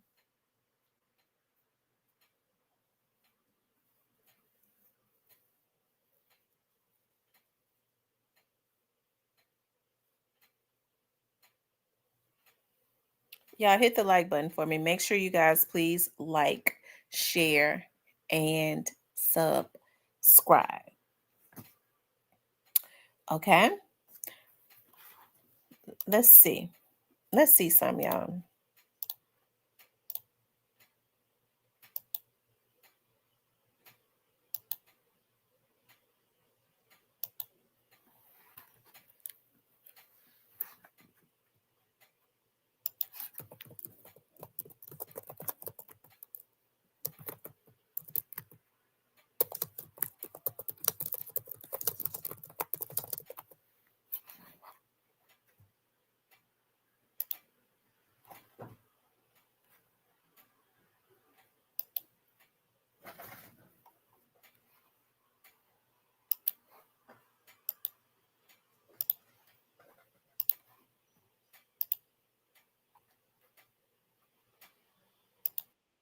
Challenges all year long. Since its beginning 7 years ago, your support has made all the difference. You have helped Fox 13's Family Focus put food on the table for more than 100,000 local families, raised more than $1 million for charities that help the people who need it most right here at home. We couldn't do what we do without your help. Together with our partners, we want to say thank you, Mid-South, for letting Fox 13's Family Focus be your community connection.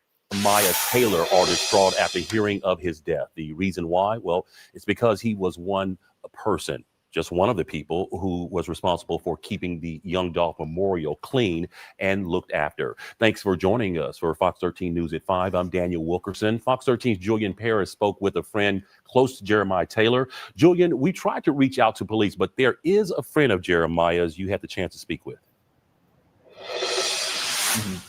That's right, Daniel. So he tells me him and the family are learning new information as time is going on. I spoke with Frank Gotti hours ago here. He's a well-known community activist, and he's been a good friend of Taylor's. And he told me in a somber tone, Jeremiah Taylor was like a brother to him. He was responsible for keeping this place up to date and clean. You can see some of the details on the ground with the young Dolph images and the dolphins. He actually also created this poster in the background that I want to show you guys, honoring young Dolph with memories and messages of what he thought young Dolph was, as well as many other people. They had their thoughts, and they loved Dolph in the community. And Gotti says Jeremiah will be missed, as now police try to find the killers responsible. Jeremiah was a great person. He was so creative. He was so like on point. Like he was helpful. You know what I'm saying? He'll try to help anybody.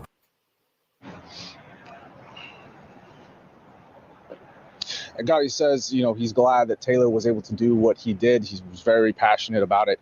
He says he's been in contact with Taylor's family, and at this time, they aren't available for comment. We've also reached out to MPD for updates on the investigation. And if any suspects have been named in the murder of Taylor, they tell us all information has been shared. And if anyone knows anything about this case, they are asked to call Crime Stoppers at 901-528-CASH. Jeremiah's car looked like it was flipped over. So did they start shooting at him? And, you know, because he hit a pole. His car was upside down. So it seemed like to me maybe They was chasing him and shooting at him or something like that.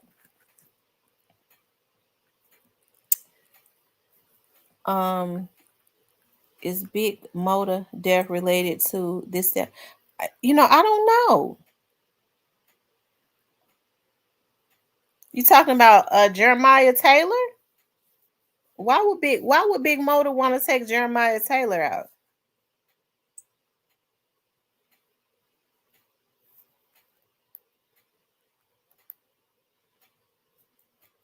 Chattown Finder says they don't care about black on black crime. They want us unalived or in jail. Unalive a Caucasian and justice would be served fully. Yeah.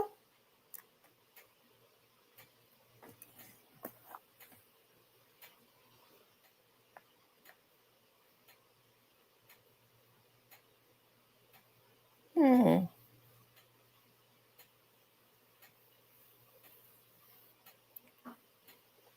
Yeah, make sure y'all hit the like button.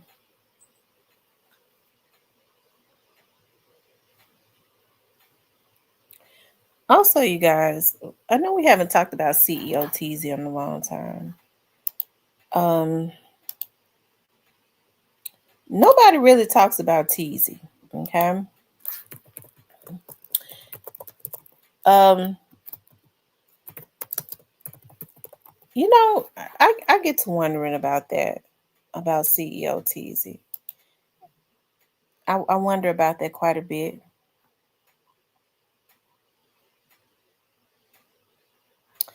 And we know that Teasy was a person of interest in Young Dolph's case, right? He was killed in June of 2023. Hold on, y'all. So he's been unalive for 2 years now.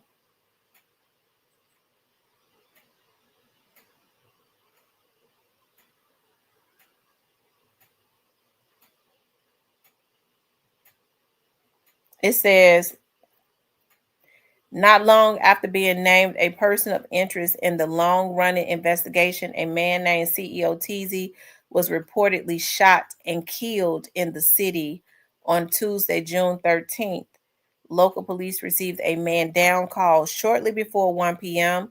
local time from Spotswoods Avenue and Bunton on Wednesday. There they have found Teasy's body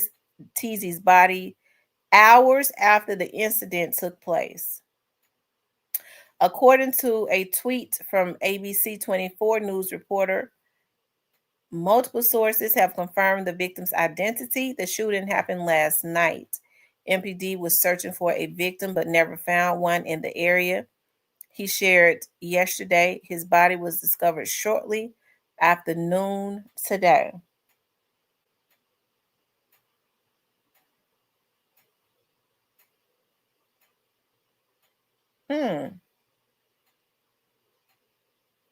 Teasy and another man, Devin Burns, were both of interest to MPD regarding Doss unalive, and the former had yet to be formally questioned by police elsewhere.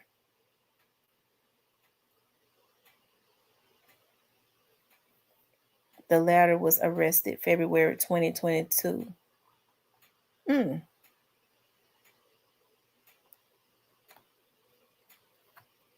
Hold on, you all. I'm kind of looking at something.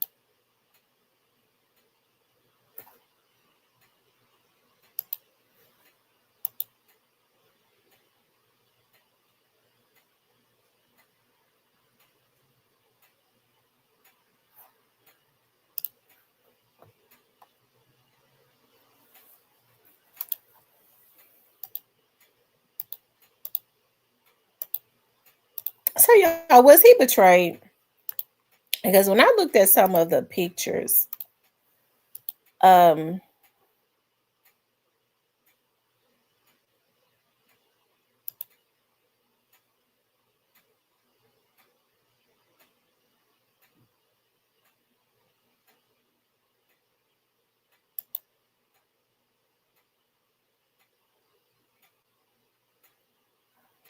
when I looked at some of Teasy's pictures or videos, what his baby mama was showing. And TZ has started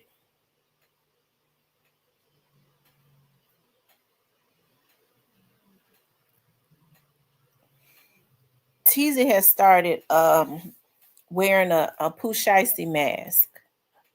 So that's why I say, was he betrayed? He was riding around with a Pooh Shiesty mask so people would not recognize him, right? Um, Mike says betrayed just like Big Jook. So, I remember the girl that he was dating saying that TZ had FaceTime her to prove to her that he was sitting where he said he was sitting. Okay. But now somebody is coming to my chat, and I'm not going to say who. It's one of my regulars coming to the chat and say that TZ was being chased. Okay. And he probably was. The reason that he rode to the back of the church, right? Either that or once they started shooting him, he started trying to run. When they upped on him, as they say, when they upped on him. But it makes me wonder, was he betrayed? If a person like TZ, he was moving carefully, um, Mr. N say that TZ had given a statement to the police that corroborated he and Big Jook were in alignment with the same thing, saying the same thing, right? TZ, it seems weird, that when he was taken out, that Chief Davis made the scene. Okay. That has never happened before. Hold on one second. Let's see something. They collected his phones and his watch. Hold on.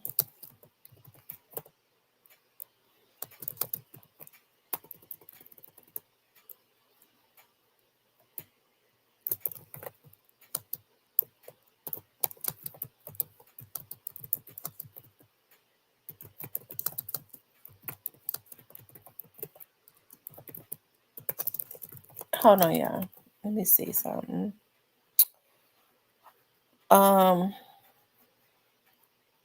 Let's see, Joshua Taylor.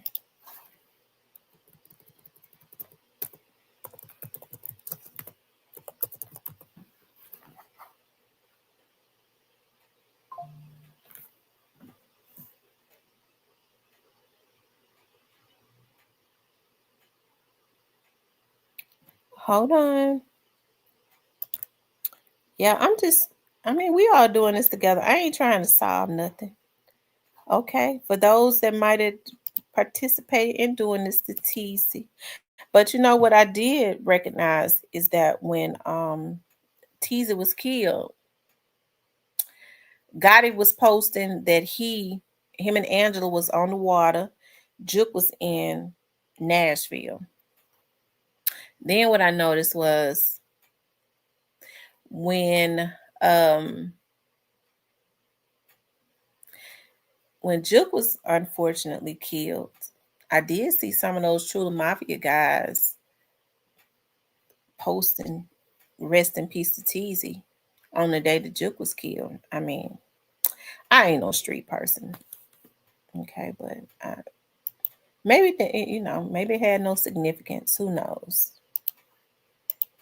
I would think they would have been saying rest in peace to Jook.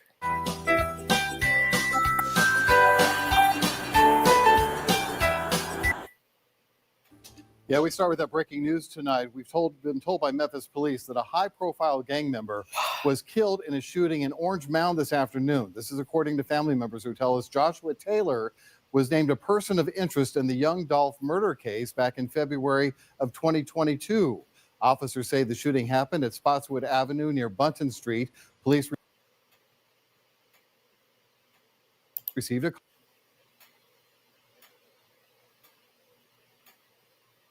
call about a body found around 1 p.m. this afternoon. A short time later, Police Chief C.J. Davis made the scene. Neighbors telling us they think the victim was actually shot last night. Police are telling us the investigation is still ongoing. We'll keep you posted.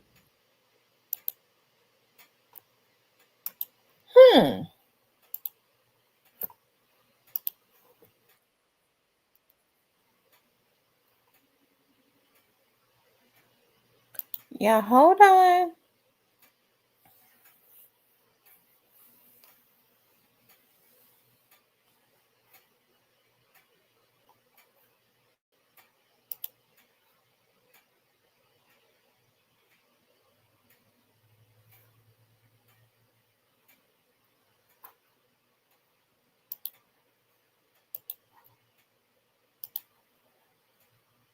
Was found shot and killed in Orange Mound yesterday afternoon, leaving that community on edge as they worry who might be next. WREG's chief investigator Jessica Gertler uncovered some new details about Taylor and his possible connection to that young Dolph case. What do you know, Jess? Well, Greg, this goes back to February 2022. Joshua Taylor was named as a person of interest in young Dolph's death, but he was never charged. Tonight, police are remaining tight-lipped about this latest incident. Loved ones shared these photos of Joshua Taylor, a father of two, the latest victim of gun violence in Memphis. They were too upset to do an interview, but Tellis Taylor, also known as CEO Teasy, was found shot to death in Orange Mound Wednesday at Spotswood and Bunton. Those who live nearby tell us Taylor was actually shot the night before, discovered lifeless in a car hours later. MPD says the investigation is ongoing.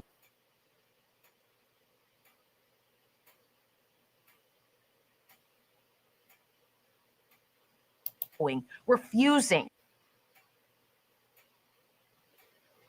to answer any questions about the case or whether it has any link to Memphis rapper Young Dolph.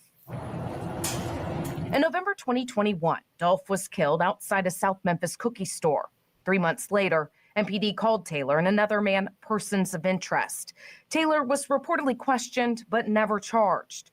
Those close to the case tell us Taylor is part of a group, the same group linked to the suspects charged in connection with Dolph's murder. It's sad. It's very sad. It's awful. Taylor's death has left the community on edge, as many fear the violence isn't over, that retaliation will only continue.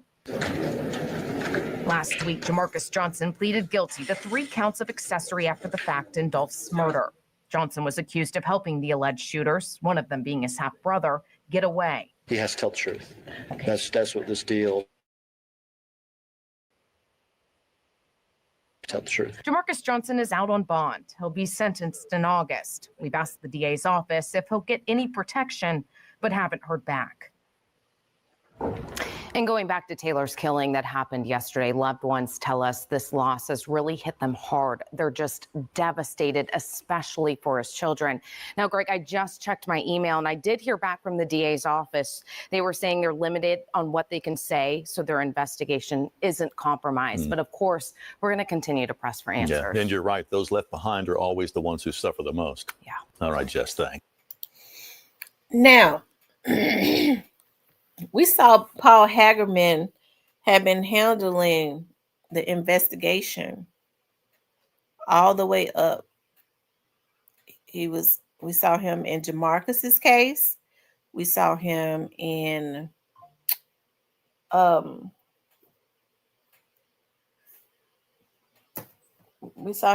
of the case in the beginning in Govan's case. Why did they switch out the prosecutors?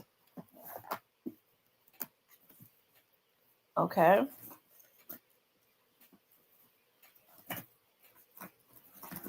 Hold on, y'all. My phone going off. It's gonna be interesting to see.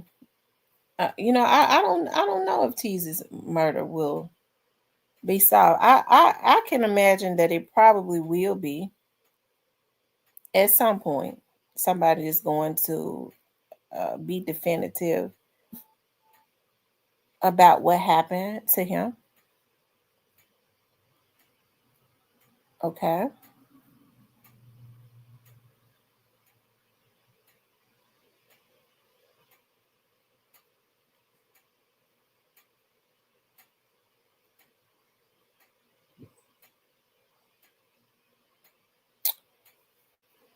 Hold on, you all.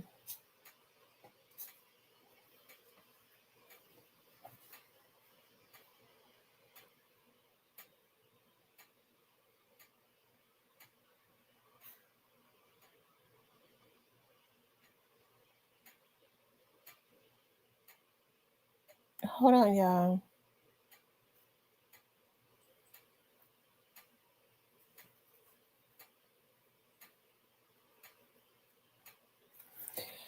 Um, the Black Barbie says, Tamara, do you think that they notified the family that Hagerman was not going to be on the case? I'm not sure. Do they want to solve this murder? Hagerman didn't want to go up against Manny. Hagerman doesn't have a choice. All cases, I'm going to tell y'all how it works. Hagerman can't decide what case he can take and what case he can't take. Hagerman is the assistant district attorney. All of them are. They all have that title. Mulroy is the district attorney, the elected official that is over the office of the DA's office. Okay. Hagerman works up under the district attorney. Okay. So it is Steve Mulroy who assigns cases. Hagerman can't pick and choose what case he wants. If at any time Steve Mulroy decides he wants to take him off of a case, that's what he does. If Steve Mulroy says, this is your case, that's what he does. Hagerman works at the will of his boss, and that is Steve Mulroy. If Steve Mulroy had wanted for Hagerman to continue on, because I know that they're all really, even though it is all up under the umbrella of Young Dolph's case, they all basically have separate cases. You got the state versus Govan, the state versus Justin Johnson, the state versus Cornelia Smith. They are not charged partners. So I don't think Hagerman was ducking anything with Manny. There's no way in the world that a veteran prosecutor should have been removed from a case that he had more knowledge of, had been working on. That should have been his project, and the other prosecutors should have been supporting him. He should have been the lead prosecutor on the case, and that's how it should have been, instead of letting two rookies loose in a courtroom with a veteran who knows all of the tricks in the book. That's why they was sitting there looking like deer in headlights. Okay. They didn't know really anything about the case because Manny told so many lies that it was ridiculous. But because they had not done their research, they knew nothing about the case really, they didn't even call him on that.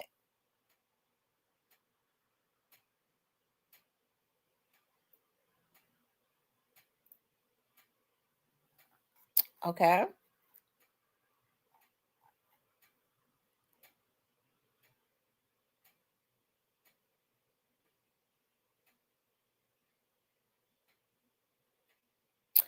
I think Manny looked more, he looked like he was better than what he was to a bunch of prosecutors that looks to me like they had not done their research. If an attorney can come in and start saying lies and putting holes in whatever the truth is, and you don't go behind him and call him a liar, you put Cornelius up there, he's already looked at as a junkie, and you allow Manny to tell lies or twist the truth because you haven't done your research on the case. You just put that man out there like that because you didn't do your damn job. That was the opportunity to come behind and correct a lot of those lies. They could have done that, but they ain't know a damn thing about the case. How could they? So they made Manny look more powerful than what he really was. You can make a person look like a genius when you ain't prepared.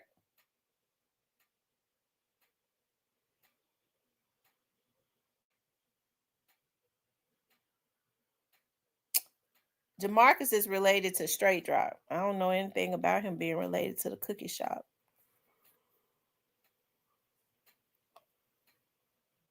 Oh, anyways.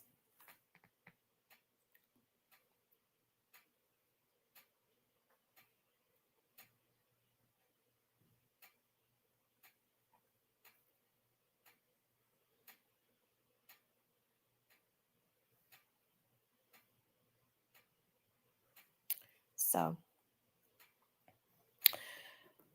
I don't know, child.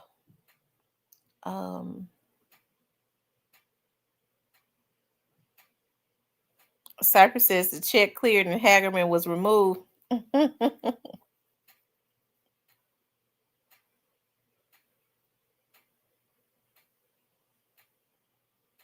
Well, I don't think, Victoria, those two ladies were not originally on the case.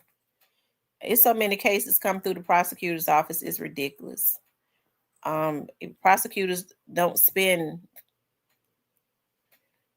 I mean, there's not that many prosecutors. Can you see all the crime in Shelby County? So it's unfortunate. Yeah, I think when you know you got a big case like this, you should be going to no ends to prepare. But the truth of the matter is, I just gotta go and be honest.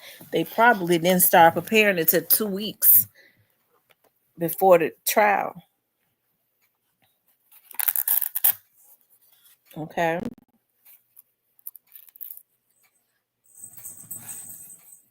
They said Steve Morrow got up and walked out. Well, he got up and walked out. Maybe he realized that putting those two girls on that case was a bad idea. Steve Morrow has never practiced law. He's always been, he got his law degree and got his law licenses and worked as a professor at the college. He's never stood in a courtroom. So, hey, I guess whatever happens next probably won't. Well, Cornelius goes to court. We're gonna see what's gonna happen with that week after next, and then I guess we'll just wait for we'll just wait it out. One thing that we can say is that Manny was brave enough to put a name on who actually made payments to these hitmen. Manny wanted for people to know that Quet didn't make the payments, that Yo Gotti made the payments. Okay. How else would Manny know that unless Quet told him that? So we appreciate Manny for doing that. Quet and his attorneys did, I guess in a sense, what they did was they wanted for Young Dolph's family to know that Yo Gotti was the one that funded all of this. And I think that was a brave thing. That was a good thing to do. Of course, we already knew it, but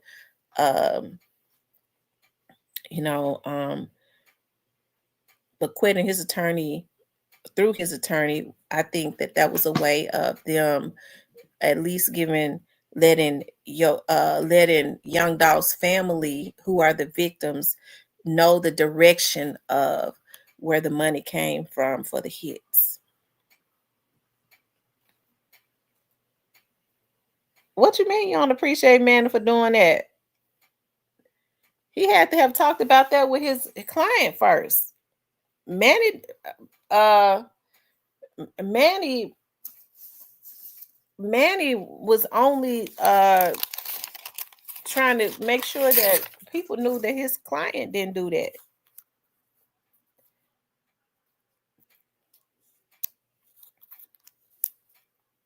Didn't pay for, because that's one of the things they said, that he actually paid for the hit.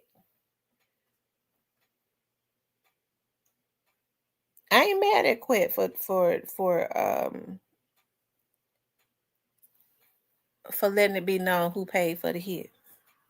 It ain't just enough to say I didn't pay for it. He put a name on it.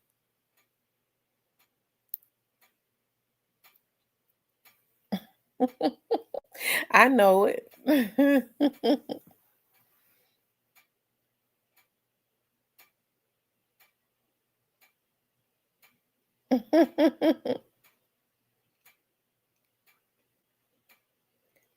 He said, let me lock. So you said you're going to lock your bed in with Quet? Shout out to Quet for him and his attorney let it be known that Yo Gotti was the one that paid for these hits.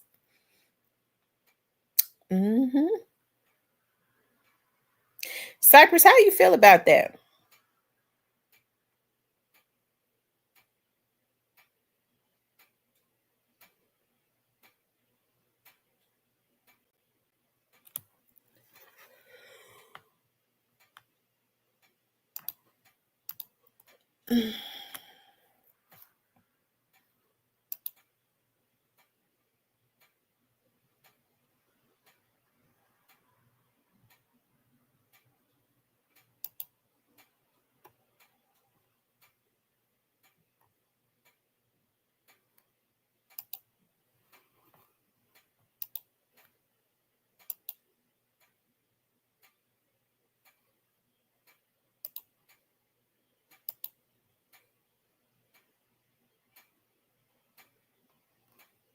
Mm-hmm.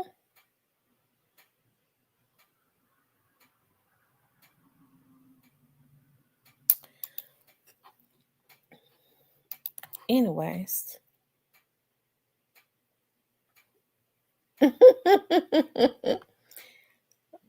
Oh, okay. Mm. Well, I think that was an awesome thing that they did. I mean, hey, I would have did it too. I ain't do it. I mean, but I could let the family know who did do it.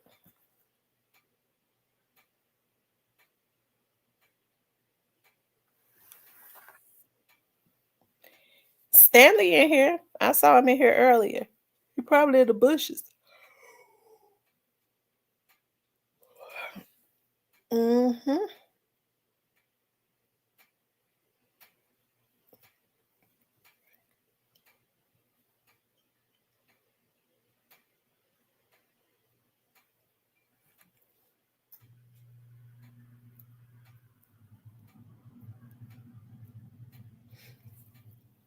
What Manny did was he kind of he helped the prosecutors and gave them an alley hoop or whatever. I guess. Um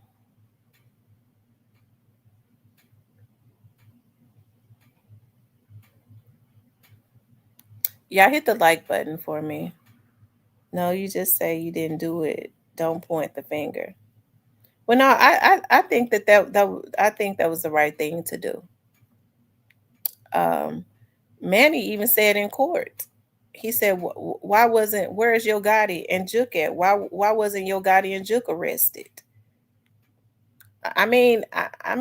I just me myself, I got a lot of respect for the guy. A defense attorney's lie, but he wasn't lying there. Where are they? Why weren't they arrested? He was letting you know who was involved. Alley oop. Okay, okay. Alley oop. Okay, because I think I said alley hoop. Alley oop. Cite the only conviction Hagerman would get right is that prosecutor being trash. Chat Town Finder says you said it right. The Black Barbie says, and I would back up off of Mr. Manny because I'm being nice now or I'm working on it. Laugh out loud. Round of applause to him or letting it be known.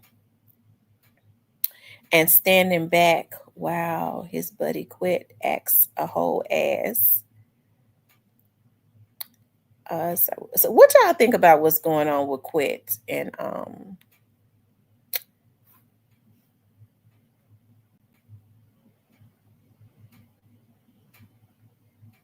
now the case ain't over. What you talking about, doggone case over? Case ain't over till Yo Gotti and the rest of them go to jail. What you talking about, Lord Johnson? Lord, don't start no shit. It won't be none. Okay, don't do that.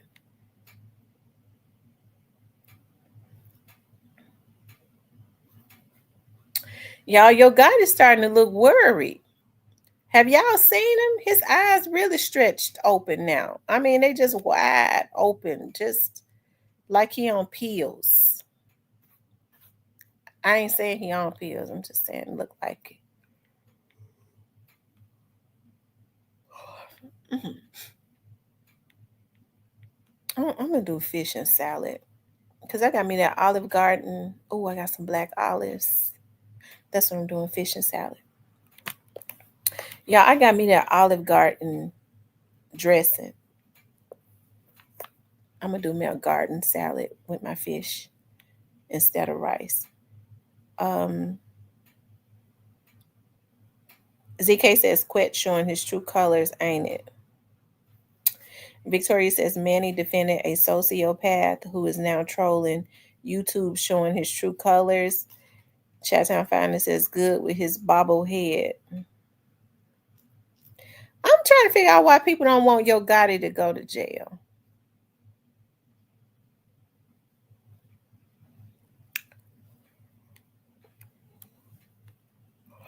Child, they don't want the man to go to jail after what he done did. He said, I'm still waiting on this Rico. Well, all you got to do is just sit straight to the point. All you got to do is sit and wait. I think some people think that Rico ain't gonna happen, but I mean, I don't think we've been looking at the same trial because you've had both defense attorneys to put it out there in the atmosphere. You don't hear the prosecutors talk about it because the prosecutors are not going to talk about it.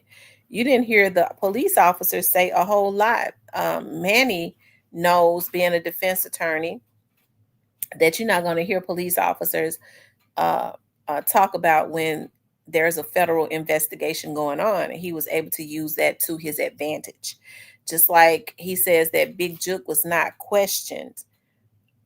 Well, Big Juke was questioned. I mean, it's easy for him to say MPD didn't question him, but from my understanding, MPD did detain Juke and question him. We already know he was picked up several times by the feds. So Manny was able to use that to his advantage because you're not going to hear the state prosecutors talk about a federal investigation going on because then they can't do it. You see what I'm talking about? So he was definitely able to use that to his advantage. And I've heard some people, some folks say that some people was throwing shots at me. These motherfuckers already know.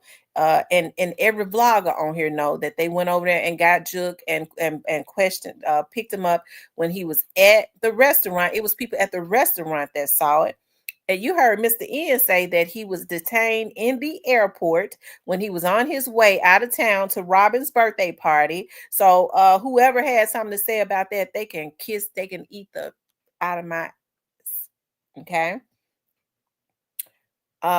Folks be wanting to discredit me so bad, but then the people that be cheering it on, they already know when we was cool, they knew that it was they knew that it happened. All people got to do is go back and look at some of my old videos. The same people that's speaking against me that know for a fact that it happened is on my panel talking about it.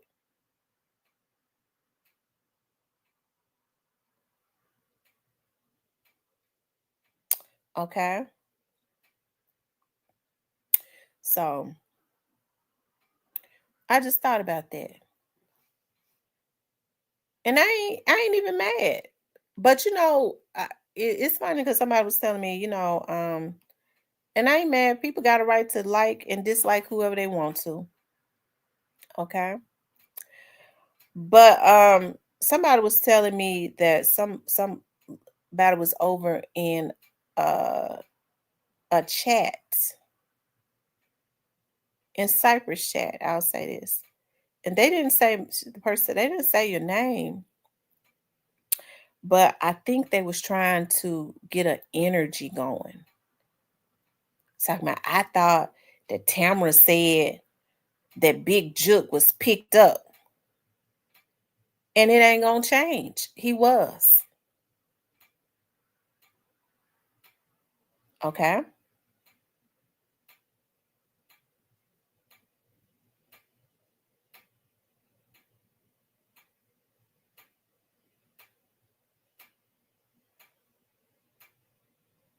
Or basically, I think they said the lady was like, who was that said that he was picked up? And then the guy was like, you already know who said it. Fuck them both. How about that?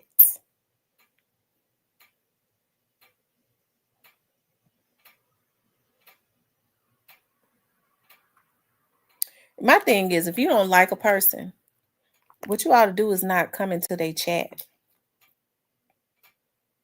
But it's something to me that these men act like a bunch of fucking sissies. And so what they do is they like to sit back and because I know how some of these men work.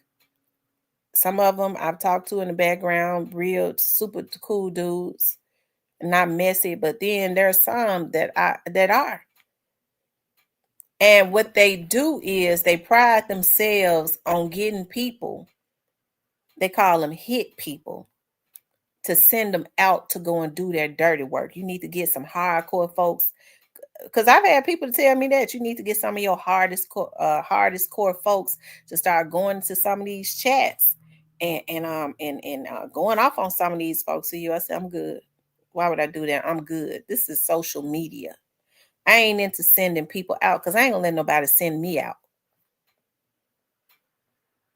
Okay. We good. But if you see somebody, you in a chat, hey, because I'll do it. And somebody talking about somebody that I mess with the long way, I'm going to stop them. I'm going to stop them and then I'm going to get up out that chat. But as far as sending people out, you go here, you go there, you go live, talk about them, do this, and that, trying to egg them on while I sit back laughing in the background. That ain't how I work. Because I much rather, if I can send something, if I could got somebody listening to me like that, okay, I much rather put some positivity in their brain so that they can go and really do something productive with them, for themselves and their lives. See, I don't come from the scum. I grew up in the projects until I was 13, but I just don't, I still didn't come from the scum. I don't have no scum personality. It ain't where you live, it's what's in you. And I just ain't no creep. I ain't no scumbag. Okay.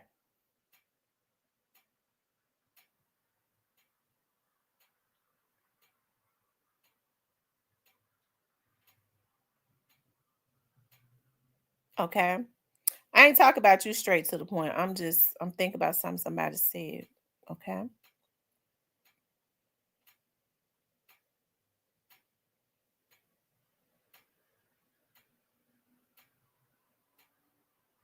And see, it's one thing to say, well, you know what? I don't agree with that. I got my own opinion. That's cool. It's another thing when people go into a chat, well, when folks have agreements about something, well, disagree, or they have an opinion, well, such and such said this. They'll bring up a person's name so they can still start getting the motherfucking trolls to start trying to go in on that person. I don't even allow that in my chat. I keep those energies away. Okay.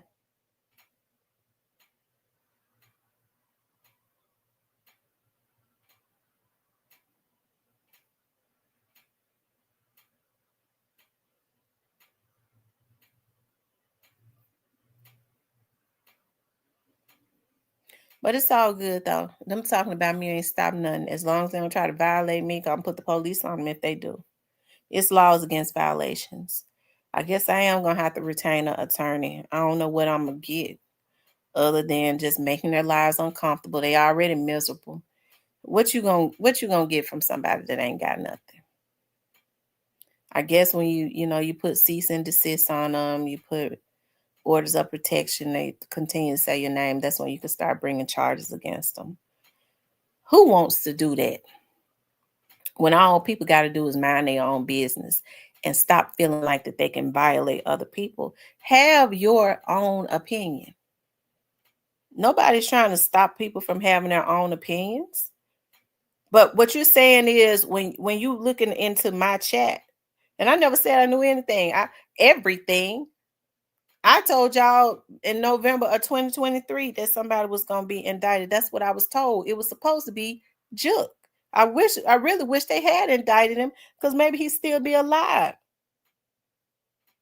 It didn't happen.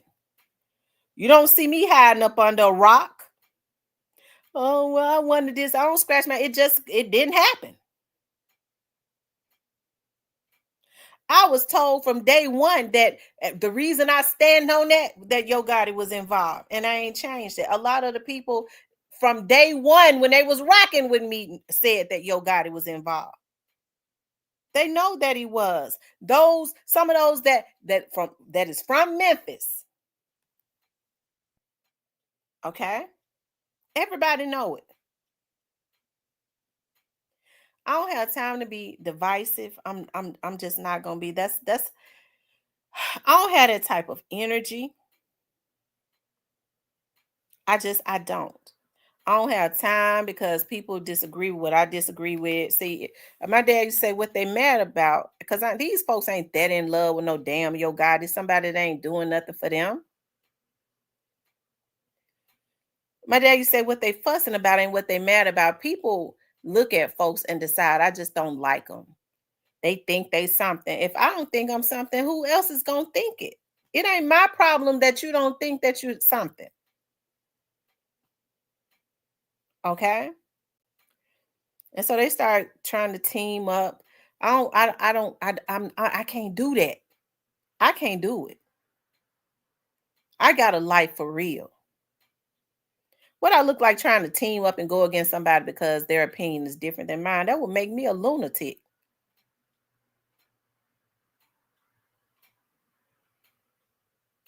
Okay? They start getting people, start trying to reach out to people that, they think that have had, that know you. Hey, it's a darn shame with some of these people, the lengths that some of these people will go to try and hurt you. People that you've cared about. Hey, it don't matter to me though. It really it don't matter. I think that's a low shot when I don't know, people just take low blows. That's something that they got to deal with though. That's something that they got to deal with. Whatever it is, that's the reason, whatever the reasons are for doing it. Whatever it is that they're mad about, what they're angry about at you about, that's something that they got to deal with. Because I've been angry at people and I still haven't gone from channel to channel trying to hurt them because I'm hurt, because I got anger in my heart. That's not cool. And there's a lot of shit that I can say. You think I'm gonna have a personal relationship with somebody and not know everything about them? It's a lot of shit that I can say. But what I do is I write it off as that person just hurt. But what they doing is show ain't right.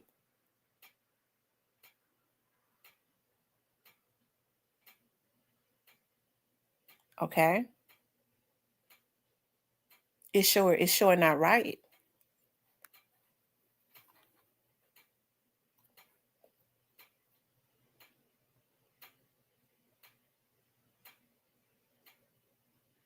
There's no way in the world.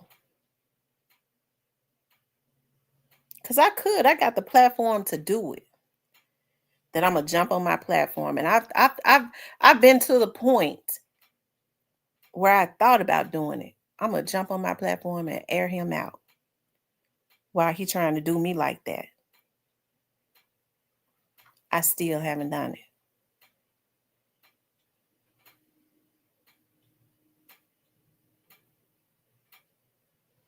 And so what we have to do is we have to, like, life lessons, because I'm a woman. I don't like seeing first of all, I'm not gonna listen to a man talk bad about a woman that he done slept in the bed with, he done been with, he done been in a relationship with. Even when I was with guys and their relationships ended, I didn't want to hear nothing really. I didn't want to hear anything about their past relationships. I didn't get any gratification out of hearing them talk about how they dogged out the woman before me. As a matter of fact, it was a red flag. I didn't want to hear it.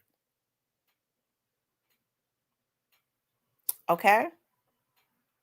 So I don't get gratification. I don't care how much I can't stand a woman out of seeing a man trying to dog out another sister. Some people get gratification out of that. Some women are so hurt, they get gratification out of that. I don't. It lets me know what kind of dude that dude is. She wasn't all that when he was laying up with her with his face all up in her damn ass.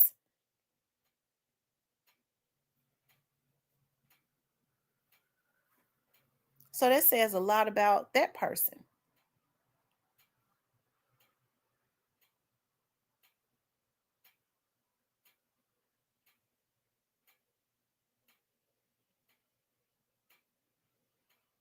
Okay.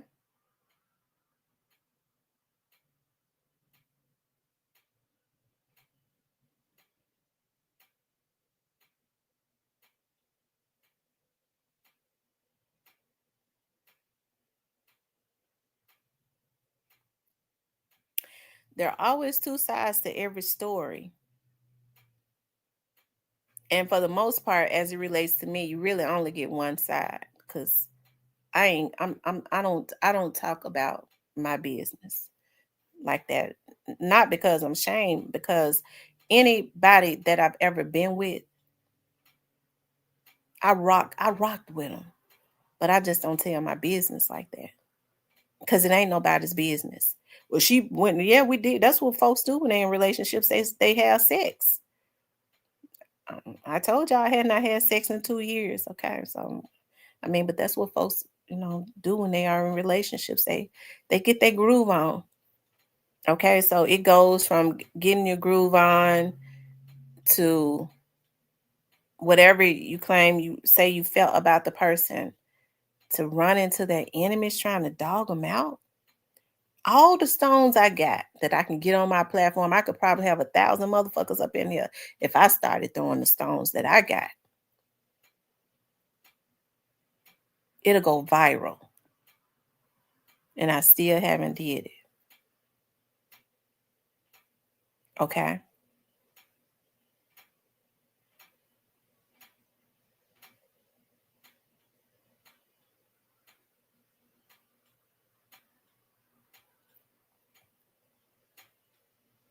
Well, I broke that celibacy this year, straight to the point. I broke that celibacy this year. Okay. Since that's what people want to hear, I did. I broke that this year.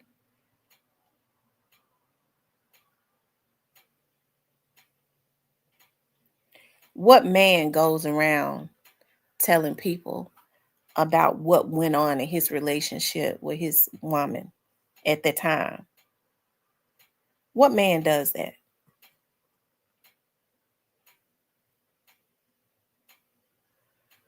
And then people only tell their sides of the story. That's why I'm just really content with being isolated. Okay. What's my take on Paul Young? I'm gonna tell you something. I love Paul Young. I know a lot of people, okay? I know a lot of people don't like Paul Young, but let me just say this. Paul Young, okay? She said a bitter dude. And I don't even know if the person is bitter. I just think that people think that they could just do whatever they want to do to people. I'm mad and I could do whatever I want to do to you, especially when that is what they are used to doing to people. But if you over 25 years old, you sure know better. Okay. One thing about people, they love mess. They sure gonna come back and tell it. And I thank God for the people that have heard this stuff and go, Miss T, that ain't right. I'm a man. That ain't right. Miss T, that ain't right there. I don't care what went on. That ain't right. Even if you was wrong in the situation, how they doing it, that show ain't right. And I've had several men to say it. No, I can't. No, nobody, don't no man do that. That ain't right.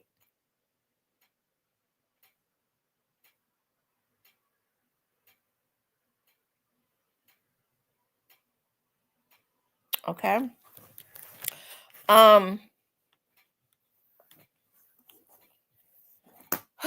Anyways, y'all.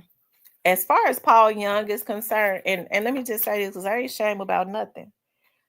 I'm 40 something years old. I can have sex with whoever I want to. And I am in the next, that's what I do when I get in relationships with people. I like to see what they working with. Okay. Just because you talk to a person don't mean that you've had sex with them. I have guys to call me all the time because they're comfortable with talking to me. Nobody ever know who they are because they're my friends. I don't reveal and divulge those conversations, but we ain't thinking about having no sex. I think that's the problem. People are too loose. They don't think that they can just be platonic friends with men. They don't have men that respect them. The guys that call and talk to me, they respect me. They ain't talking all up under my clothes or trying to get with me. They call to have grown folks conversations. And so when I hear folks say men and women can't be friends, well, people that think like that, either they don't know how to respect a woman, or that's a woman that has never been respected. Okay.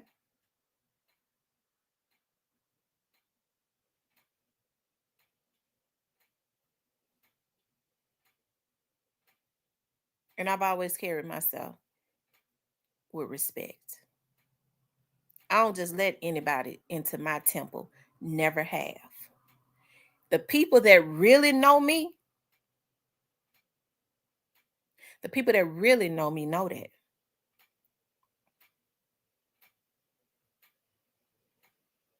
Okay.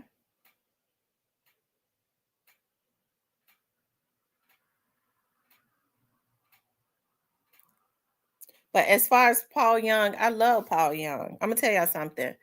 I know Paul Young and his family, his whole family personally.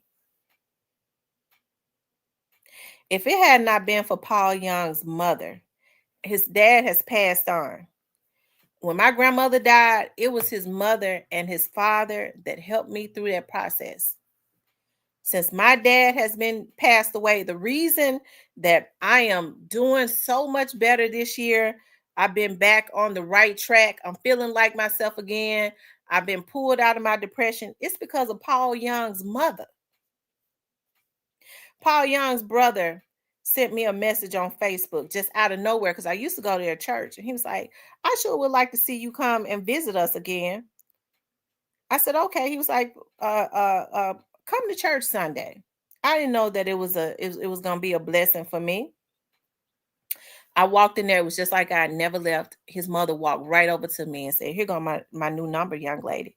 Call me. It has been his mother has been the reasons why when I say I'm coming out of my depression, she is one of the best counselors out there. It has been a spiritual counselor. It has been his mother has been one of the main people that has helped me to come out of the depression that I was in. His whole family. I know a lot of people feel like, well, he ain't doing this, and that. I think they ain't giving the man a chance.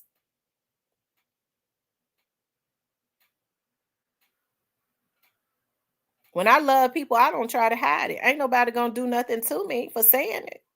People have a right to feel how they feel.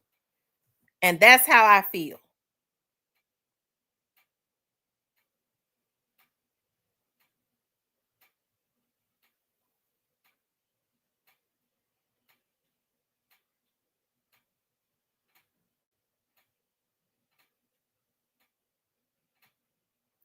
Okay.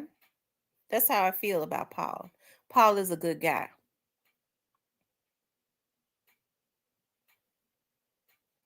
And we're going to have Paul to speak, Paul and David, okay, to speak at my event that I plan to have in December.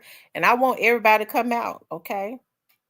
And when you come out, we're going to have some good food. Diane got a good menu. Y'all know, but Diane got a catering service, and she is getting ready to have a food truck. Diane is catering the event. So the food is going to be really good. We want you to come out. We want you to enjoy the program, the reintroduction of my dad's organization and everything that we're offering to the Memphis and surrounding communities. Okay? But bring your wallet. Okay? When you come and get full, you're going to have free drinks and everything for a couple hours. Okay? And then after that, you're going to have to start paying for your own drinks. But you better have your wallet, because it's not enough to just come out and say, well, you know what, Sam, you know, this is a good organization.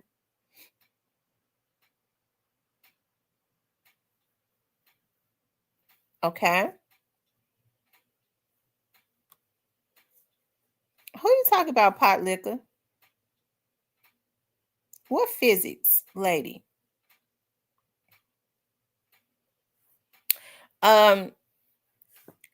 But you know, you need to donate to the organization. You need to donate, you know, pull your wallets out. Everybody invited. It's gonna be highly secured.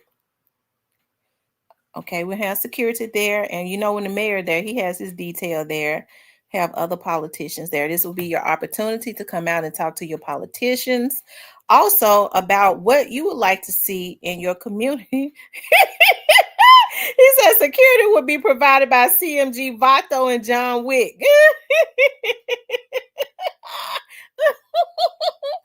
I don't think I'll be using them. Okay, I will not be using them. That's for sure. I'm gonna have to get some of them federal guys that be doing off duty security. They'll be there though. To make sure. I don't think nobody gonna come in there on no miss. Quits. I talks a lot of shit. Don't you send nobody over there.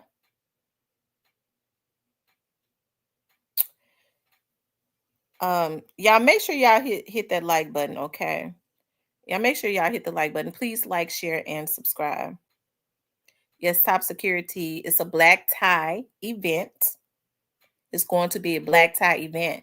I want everybody to come and, you know, and support. That's how you network with people. When you got all of your, I plan to have just about all of the same politicians in the place.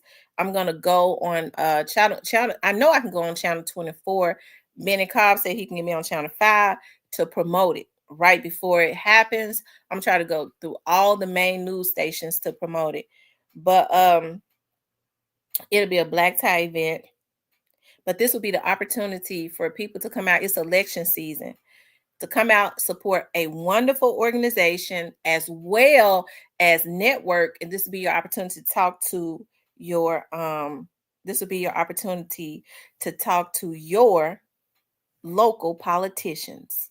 Have some good questions to ask them when you, after the event, when you're standing around talking and networking. This will be your opportunity, y'all. I'm gonna even invite Mulroy. Yeah, I'm inviting Steve Mulroy, and he gonna come. Steve comes to everything. I'm gonna tell y'all that now. Steve comes to everything. He gonna come. He gonna go straight to the bar. He coming. I'm telling you now. He gonna come. That'll be your opportunity to go stand at the bar and talk to Steve. Steve, I want to talk to you. He gonna do it. Stand there with his drink in his hand, with his hand on his hip. Now he gonna just be bobbing his head. Okay. I don't know if he gonna hear nothing you say, but that'd be the opportunity. Steve really is not a bad person, y'all. I know y'all don't want to hear that. He really is not a bad person. Steve is in over his head. I'm talking about Mulroy. Steve is in over his head. He's not a bad person, y'all. He is in over his head. Okay, let me leave that alone.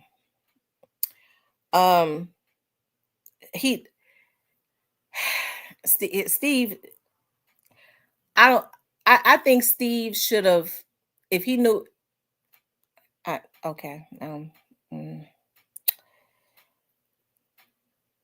He in over his head being the district attorney. I'll just say that. I think Steve is in over his head. I think Steve should still be over at the law school. Okay.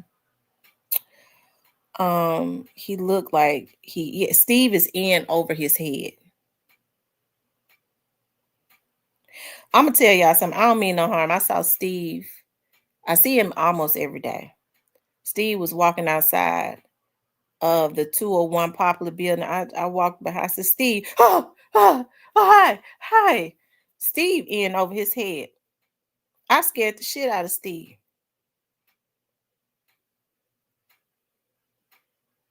I said whatever I said to him.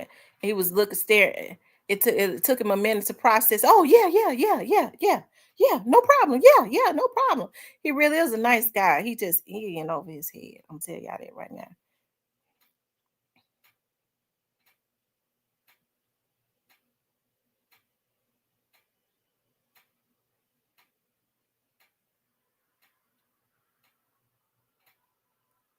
I'm telling the truth. I scared the shit out of Steve. I walked out. I said, Steve. I said, oh yeah, Steve. He ain't even been. Lord have mercy, Steve. He need to get a detail. I think they'll give him one.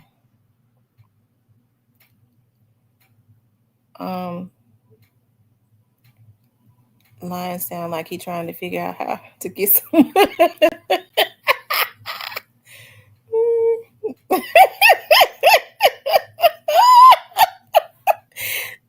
In December. Stanley said when in December. It's gonna be in December. I want to put together a committee, but I guess I'm gonna have to do it by myself. Because I be getting so scared and that's the reason why I be so overly stressed. Because I be trying to put together a committee. Like my cousin's supposed to have been being my assistant. Child, my cousin have been I had booked some scheduled some people for some interviews. My cousin was supposed to remind me, and I paid her for that week too. I ain't paid her no more, and she took the money. So I'm gonna give you your money back. I said, hell, you supposed to be my damn assistant. You supposed to be reminding me because you know I forget. I'm gonna give you your money back, but she ain't gave it back. You see how people do you to take your money, supposed to be my damn assistant, out partying and stuff. And then gonna tell me, I'm gonna give you your money back. Like she mad at me. The Black Barber says, when you are crooked, you most definitely are in over your head pretty soon. They're going to think quicker than the Titanic. Steve paranoid. I'm serious. He paranoid.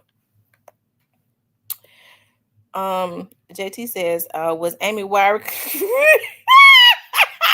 Oh my God, JT, please. JT, I know you don't like Amy Wyrick, okay? I know you don't like her. JT says, was Amy Wyrick over her head? The homicides were just as bad and crime was at record highs. Her and AC Warden helped ruin Memphis.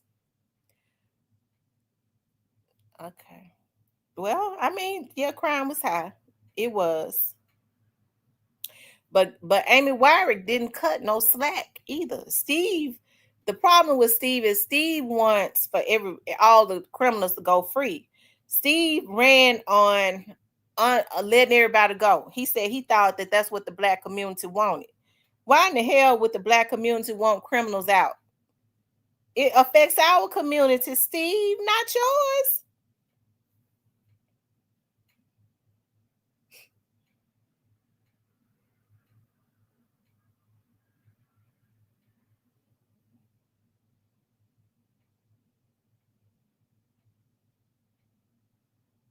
Steve was at an event. He took a picture with my nephew. Steve got down on one knee. I was talking to Steve. Steve, listen, Steve ain't no bad person. I'm gonna see if I got that picture he took with my nephew. He coming to the events now.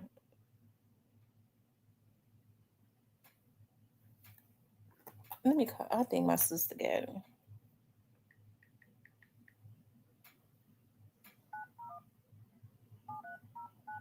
I want y'all to see how Steve was looking. The food would be superb. Come out and let's meet. That's right. Let's meet and greet. and learn about a fantastic organization and donate.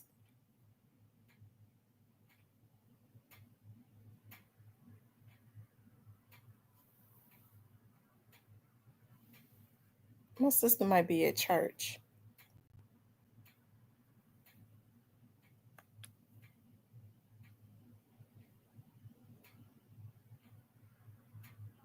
Hey, listen, do you got that picture of your phone of the event that we was at when Steve Monroe was over there talking to me? You got that picture of him and Caden? District Attorney Steve. Okay, when you find it, send it to me. All right. I'm gonna show y'all how to see. Yeah, he do. He's right. He can get on his knees and talk to you. And Steve, Steve. I don't. You know, Steve is just in over his head. And listen, that's not anything bad.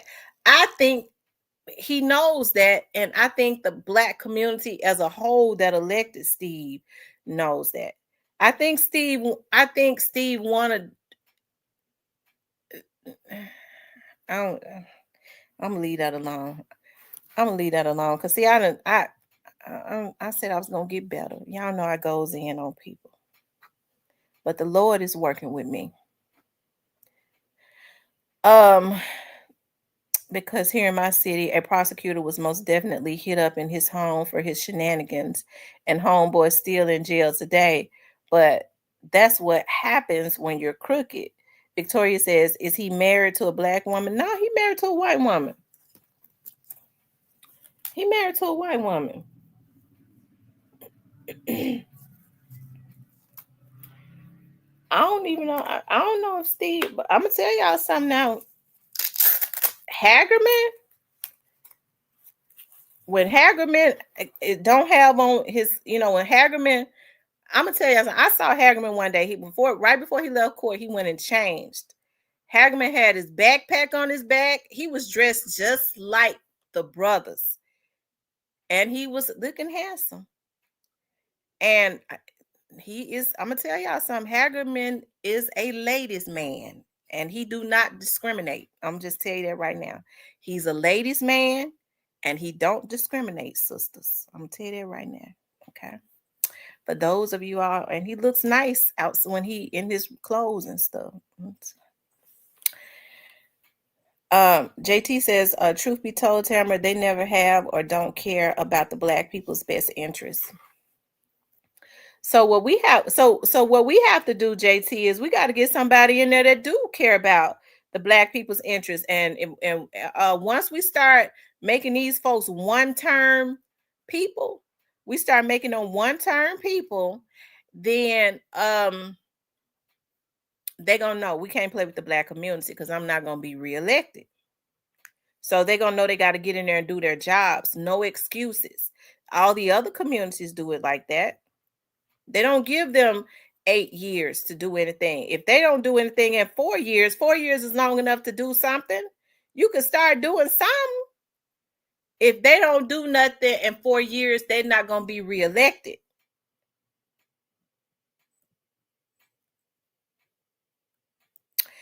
The event will be free. We're just asking for donations.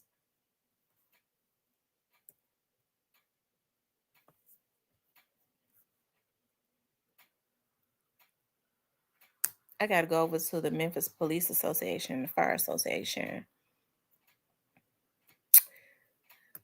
They're always good about donating. IBEW Local 1288, Memphis Light Gas and Waters Union. It's my biggest supporter. Shout out to them.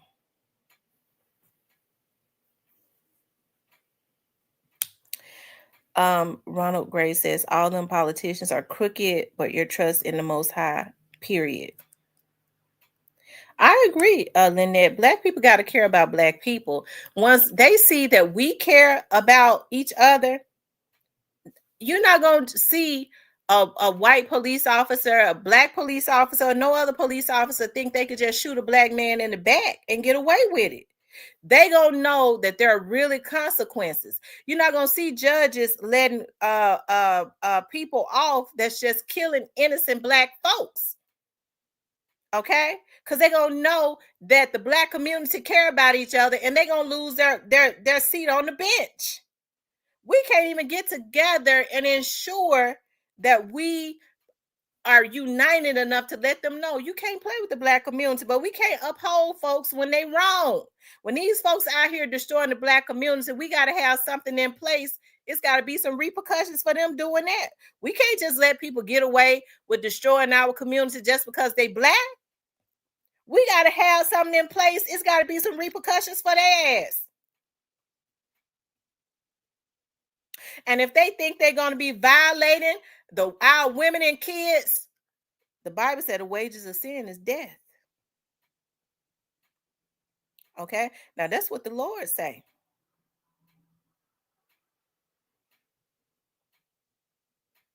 I ain't promoting that. I'm just saying what the Bible say. Lynette says we're too busy in fierce competition. That's exactly what that is. Straight to the point. We too busy in fierce competition with each other to even be, and we could be using that energy to put something in place. Don't they know when our community prosper? Don't be jealous of your brother. Help your brother to make it. When you make it, though, if you can, be preparing and watching your brother, and then you've already prepared yourself, so you're in line and you're prepared so that your brother can reach back and start helping you. And even if they can't do it at that time, because when people make it, folks feel like they ain't helping me in the time that I want to help them, that I want them to help me, then we get ready to kill him. You got to let people get to where they are, get used to where they are, learn how to work where they are, and then they'll reach back and help you. But if you prepared, that person might not be the person to help you. They might can send what they say you're alley oop or whatever, and somebody else can help you. But we got to be prepared. If you're preparing yourself, you ain't even got time to be sitting up envious and hating on somebody else.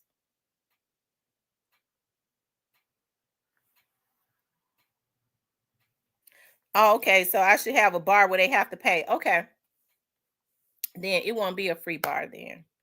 I mean, it won't be a free bar. You'll have to buy your drinks. I'm gonna have a bartender there though. You'll just have to buy your drinks. Cause that's true. Cause I thought about it, I was like, well, maybe I'll do an hour of drinks for free. But you're right. They'll drink all. Somebody will stand up there and drink all the liquor for an hour, won't it?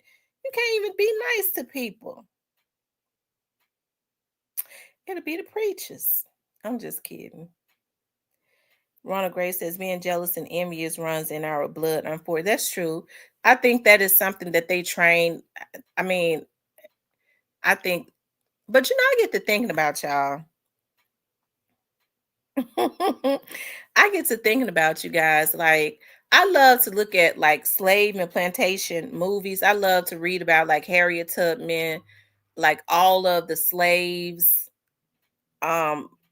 books. Like, I like to, if you go back and look at some of these old videos on YouTube, like when they started first using video cameras and stuff, like older people that had once been slaves, like probably like back in the 50s and stuff, they set their families free when they were little. They were able to talk about how it was on the plantation. You got a lot of those old videos. I love to, like, it just feels me. Oh, y'all, I love it. I don't know what it is about it, but I can't get enough of it.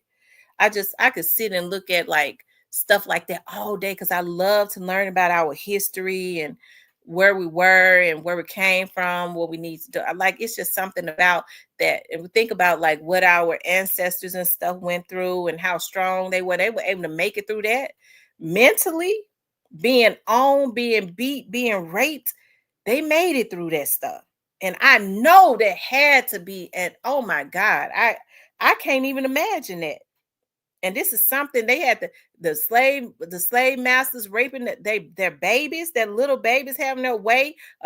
Slave masters coming getting their wives and saying I want to lay with her tonight, and the man he ain't got no choice but to allow it. So for us to be doing what we do now, we had our ancestors made it through that. Okay? They made it through that. I get to thinking about, God, how did they make it through that? And we got the nerve to be killing each other because somebody said something that you didn't like, ruining their lives and your very own life. Okay? Yeah, I believe that we need leaders in our community. But we have to start being leaders in our homes. We're leaders anyways. We're leaders. It starts within our household. If you got children, you're the leader. Okay? Right. I was reading about that. What they used to do when they wanted to catch alligators, they would get black babies and use the black babies as bait to catch the alligators. The alligators would bite off the baby's leg. If it was too bad, like if they couldn't, oh God. If it was too bad, if the alligator bit off the baby's leg or something like that, if they couldn't fix that, I mean, they just throw the baby on over in the water or whatever. They looked at it as being no more good. Y'all, what kind of, first of all, you have to think of the mindset of people that, and I'm not saying, because all white people are not bad. Okay. A lot of the help that I've been able to get, it was because, a white person helped me out. Okay. But you have to think about, like, how even back then that they think that was okay. Those were human beings. You see, they had a lot of empathy for animals and stuff back then. How could you think that it's okay to do a human being like that just because they were black? How?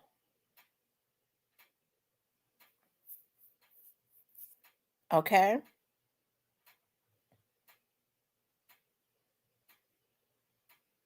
That's why I don't get any pleasure out of, when I hear black people say, well, such and such and such.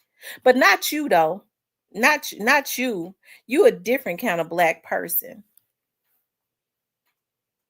I don't like that. What you mean? Well, you're not like that. You're a different type of black person. And they be laid up with black men saying stuff like that. Okay. I had to throw that dig in.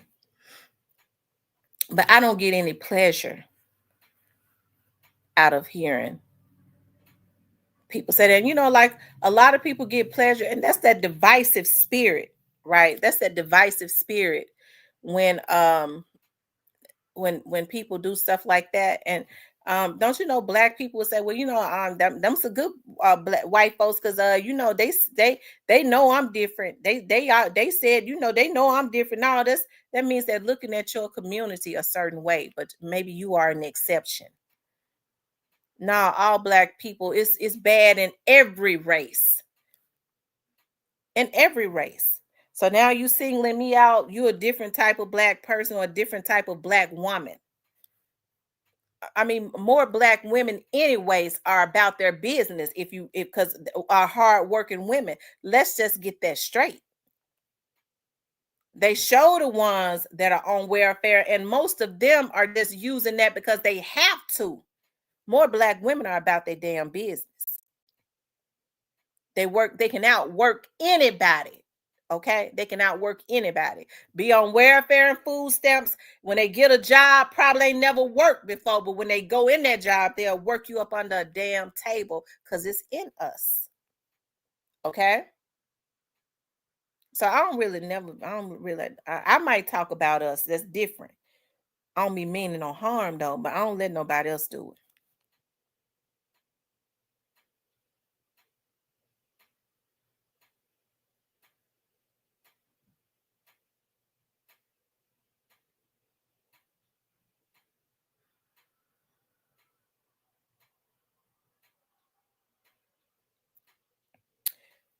Ronald Gray says, my mama said, excuse me. We have to continue to work on us. The universe will serve justice on them. And like I said, all other races are not bad because we see more black on black crime. But I think it's time for us to start knowing who we are when we run into, because there are racist people of all kind, right? When we run into other races and they try and single you out, well, you're a different black woman. What are you talking about? What do you mean by that? I mean that's an insult to me. What are you talking about? I'm a different black woman. So that means that you're being stereotypical. What are you talking about?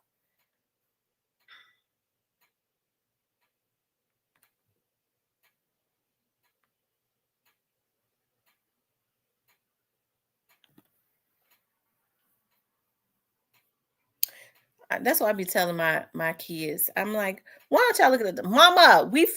Mama, we looked at all the slave movies. Okay. Mama, my girl said that all the time. Mom, we've looked at all the slave movies. It ain't no more to look at. We already looked at every one of them because you send all of them to us. I be wanting them to see that they stand on the shoulders of greatness. Okay? That's where we come from. Okay? You know, a lot of people will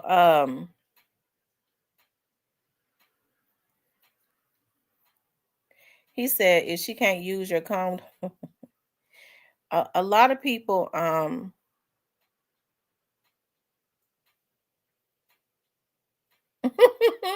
JT JT said it's more white on white crime. I'm sure it is.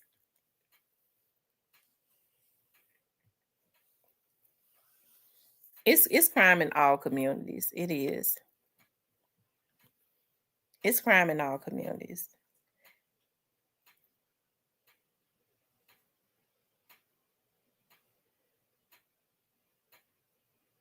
He said they'll just throw us some bogus stats.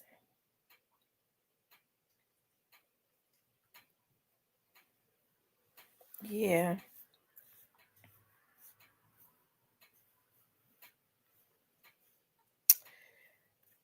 They only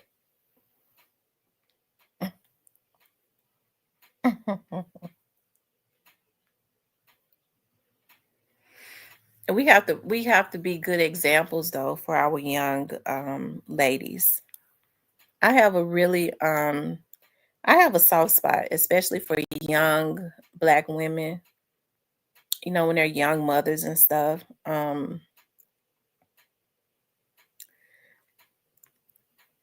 Hey, I do. I don't think that they should just be written off, you know, as being um when you see a girl and she's got a whole lot of children and she's like in her early 20s, some in their teens. We can't just write them off like that. It's something that's not right about that. You know what I'm talking about? Like it's not normal. So maybe, you know, it's something not normal about that. So I think people need to start instead of judging folks because we're big on that. We're very judgmental people. Maybe we should try to understand what's going on. And I think a lot of times if you got the story, you would then understand, wow, that's why, you know, just because a person is on welfare and food stamps don't mean nothing. Hell, that's what it's there for, to help them, not to make it a lifestyle, but to help them out. As long as you go to school, you use it as a hand up.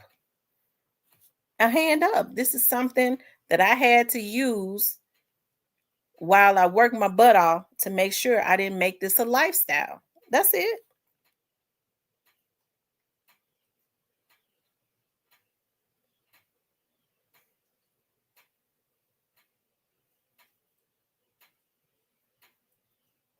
Said they act a fool. Also, Tamara, JT. Victoria said we don't have a choice.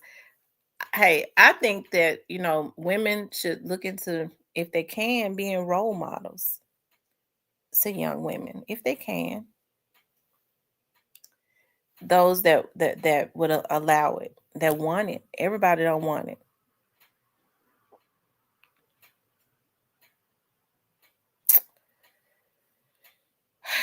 Y'all go look at Harriet Tubman's movie. I'm getting ready. I'm getting ready to. Y'all know I'm getting ready to grill my fish. I already rubbed my seasoning all over it.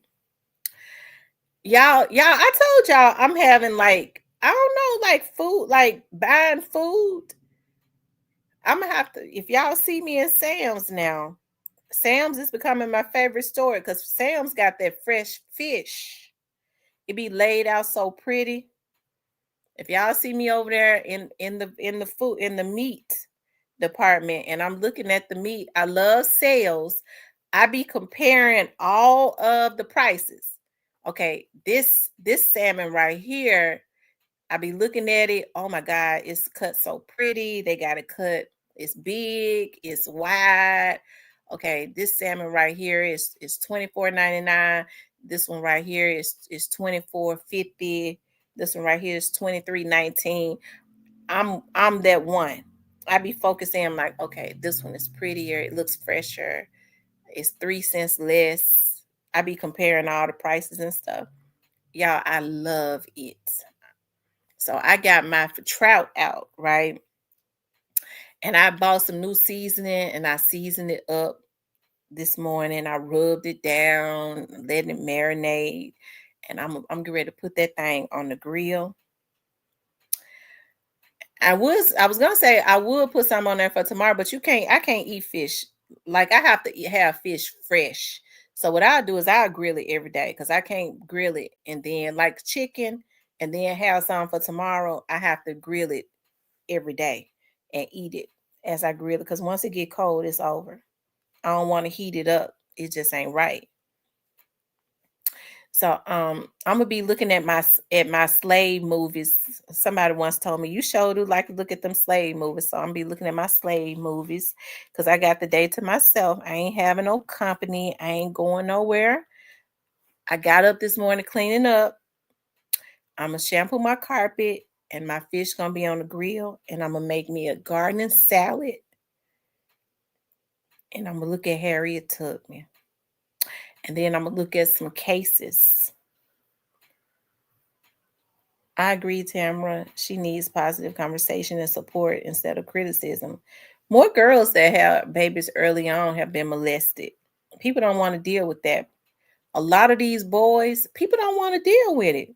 A lot of these boys that are angry and they act out, a lot of them have been molested. And Antebellum is a good movie. Okay, I'm gonna look at that. What is that movie about? Holiday Tracks. A lot of and it upsets them because they are sexually frustrated and they are embarrassed and it causes a lot of anger. And that's the God's truth. But the stuff that we should be talking about and dealing with in our community, we don't do it. We want to make a person feel bad about being, well, she a whore. They call me a whore. I probably should have been one, but I wasn't. I put probably I'm gonna be a whore for my husband, okay? Because we're gonna be really getting it on in that bedroom, okay? So for my husband, okay, I'll be his whore in the bedroom, as they say. But I've never been a whore. I've been with 7.5 men, Okay. So that's definitely not whore status. But what we do is, because people have had hard lives, we try to make them, we all come from different walks of life. I was very sheltered, protected. I always had help, even when I had kids. So my mom and dad and them helped me, but there were girls who didn't have that. So they had to do strange things to make it. We can't make people feel guilty about that, or not feel guilty, but we try to make people feel bad about that. We don't know what people go through. That's why I don't judge people like that. When they say you think you better than somebody else, I don't judge folks for that. I understand that everybody, they had the same type of support and they had to do what they had to do. Okay, it's unfortunate. And sometimes it messes with them mentally. So I'm not into making women feel shame. I don't feel bad when they say, well, they say she messed with all them police officers. Them damn police officers be in the bushes over here. Okay, they get to tell Tamara, you was doing it like that. Shit, you work with us. How come we didn't know? Because it's a lie. I don't defend lies. Just like when they was talking about my dad was caught up in some scamming in Tennessee Waltz. My dad's name is Rick Thompson. Tennessee Waltz is that was very public. See if you see his damn name. Hell no. I don't defend lies. But I also am not into, because people might not have had it as good as some of us had, good support systems and all of that. No young woman wants to be sleeping with men to take care of her children. So that's something that she's had to resort to. I hate that. I do. I hate it.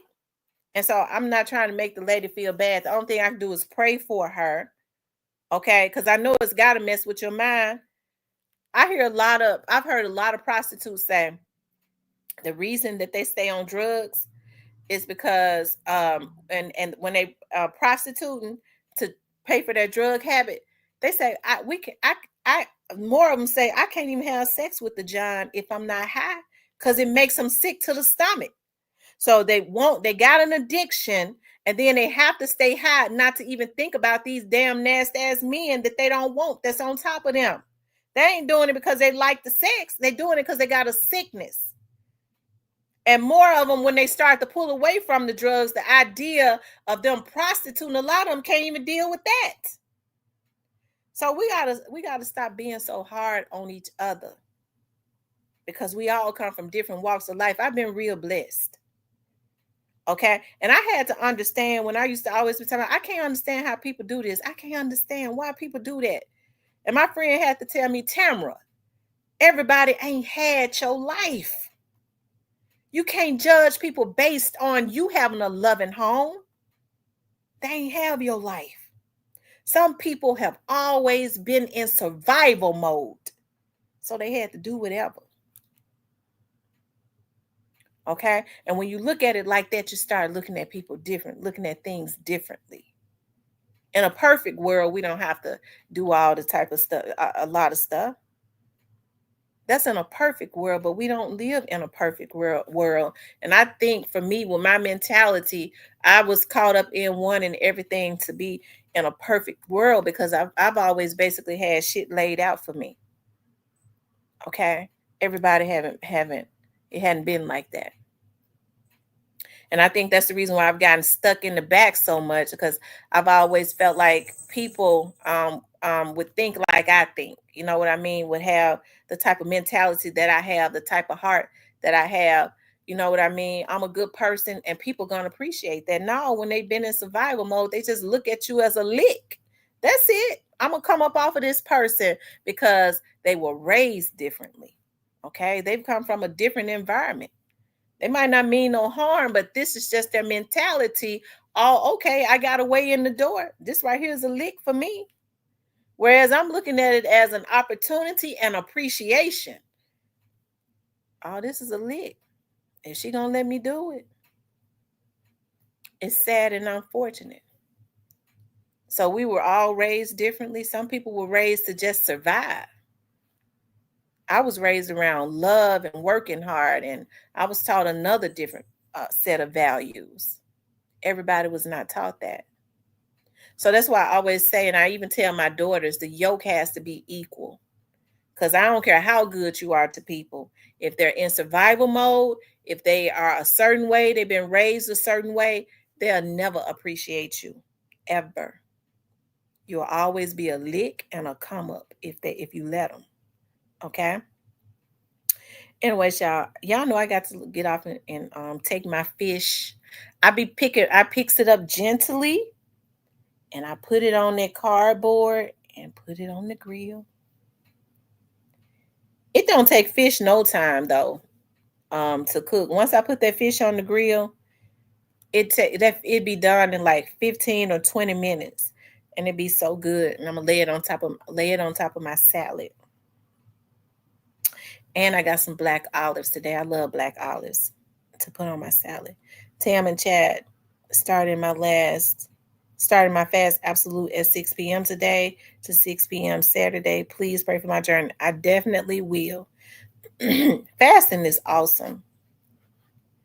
It helps with your mind. It helps with because you know what? I think like when you fast, it helps with your third eye. I'm telling you, it helps to clear your mind. You start to see things. I think God is able to deal with you more. You start getting ideas like rivers of flowing water. And I'm serious. Like fasting is so magnificent. It is. I would recommend that.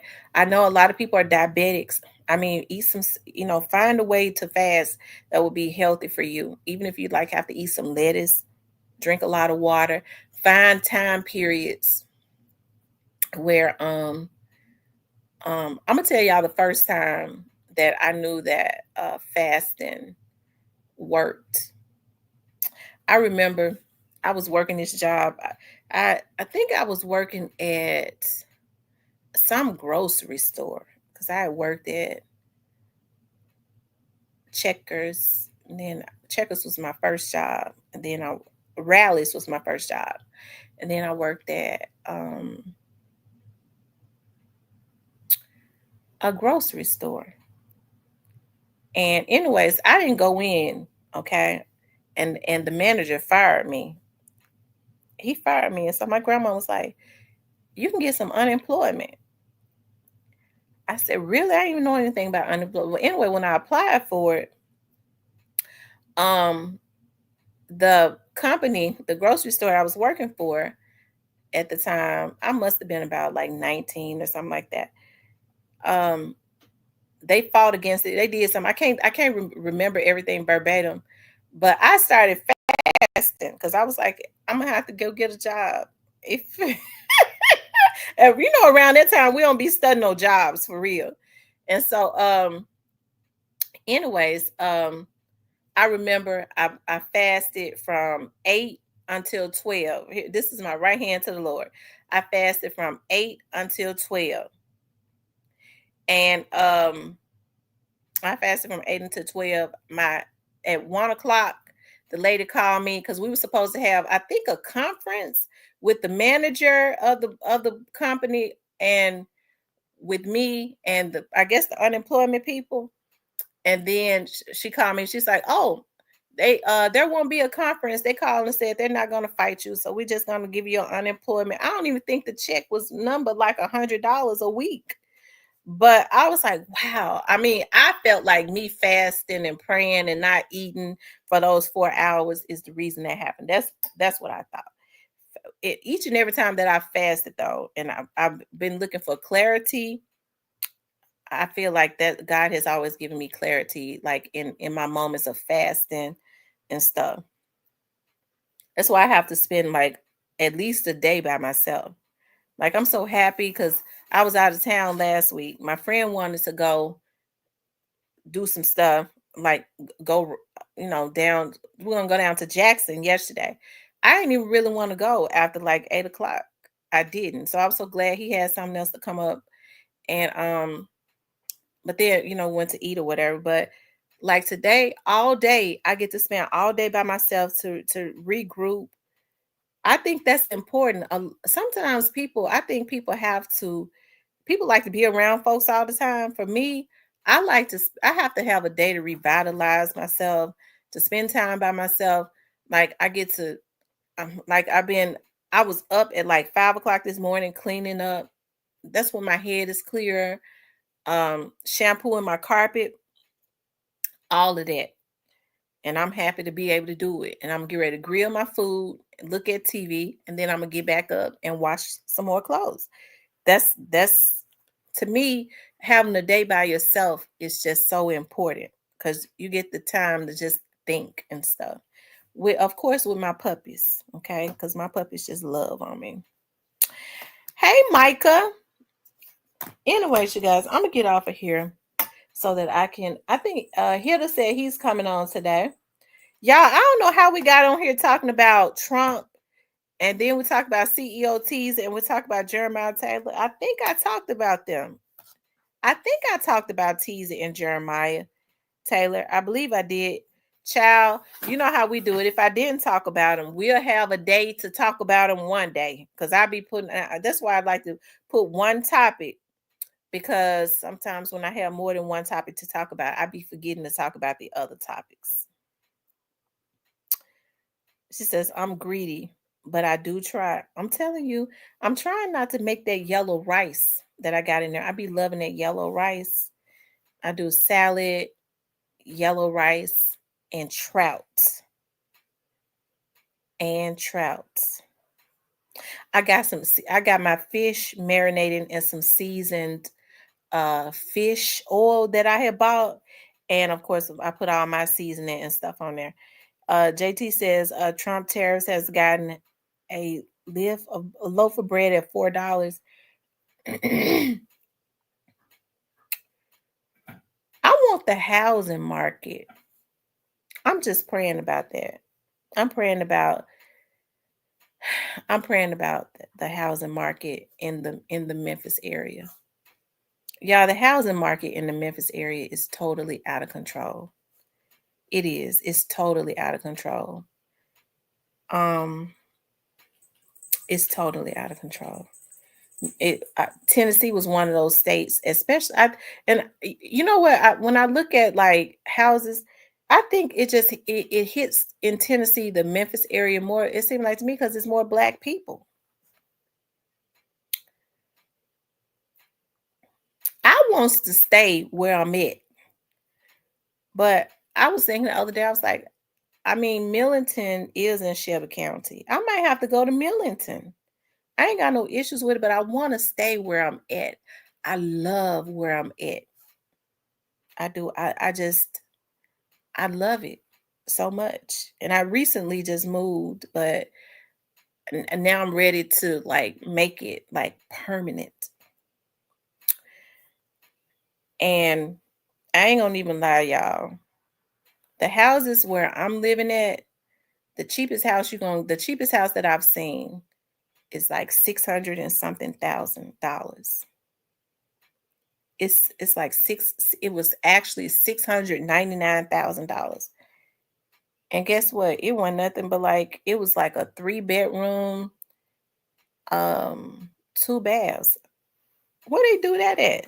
You charge us almost $700,000 for a 3-bedroom, 2 bath? What the hell going on?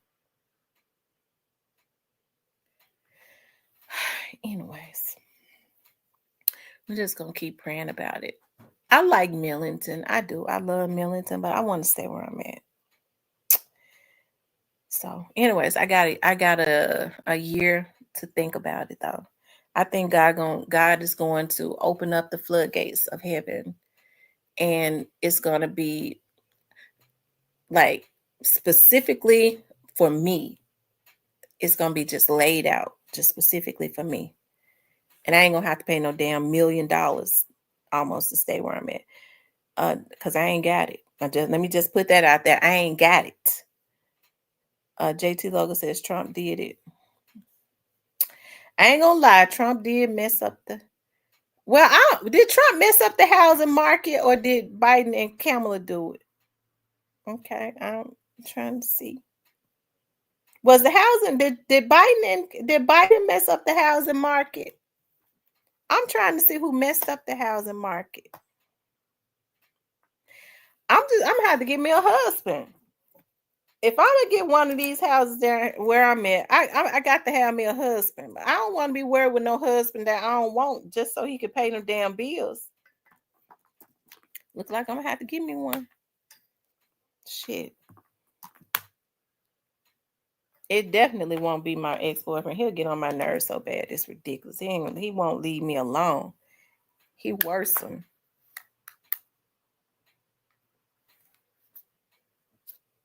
JT, the tariffs didn't do that to the housing market. The housing market was already like that.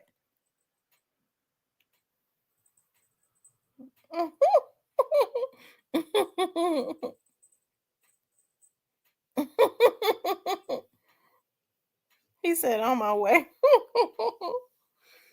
All right, Ronald Grace. I think I was looking at that last night for there's a house in this area for sale that I really want, but it's 800.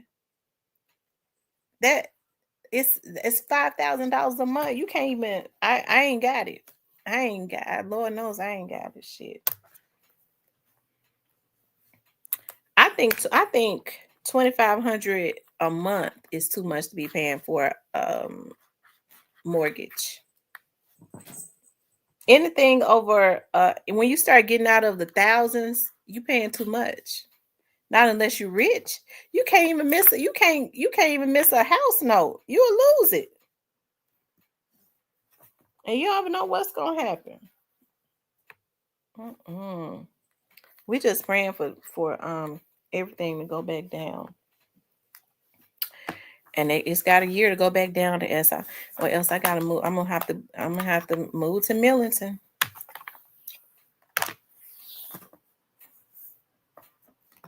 It's some beautiful houses.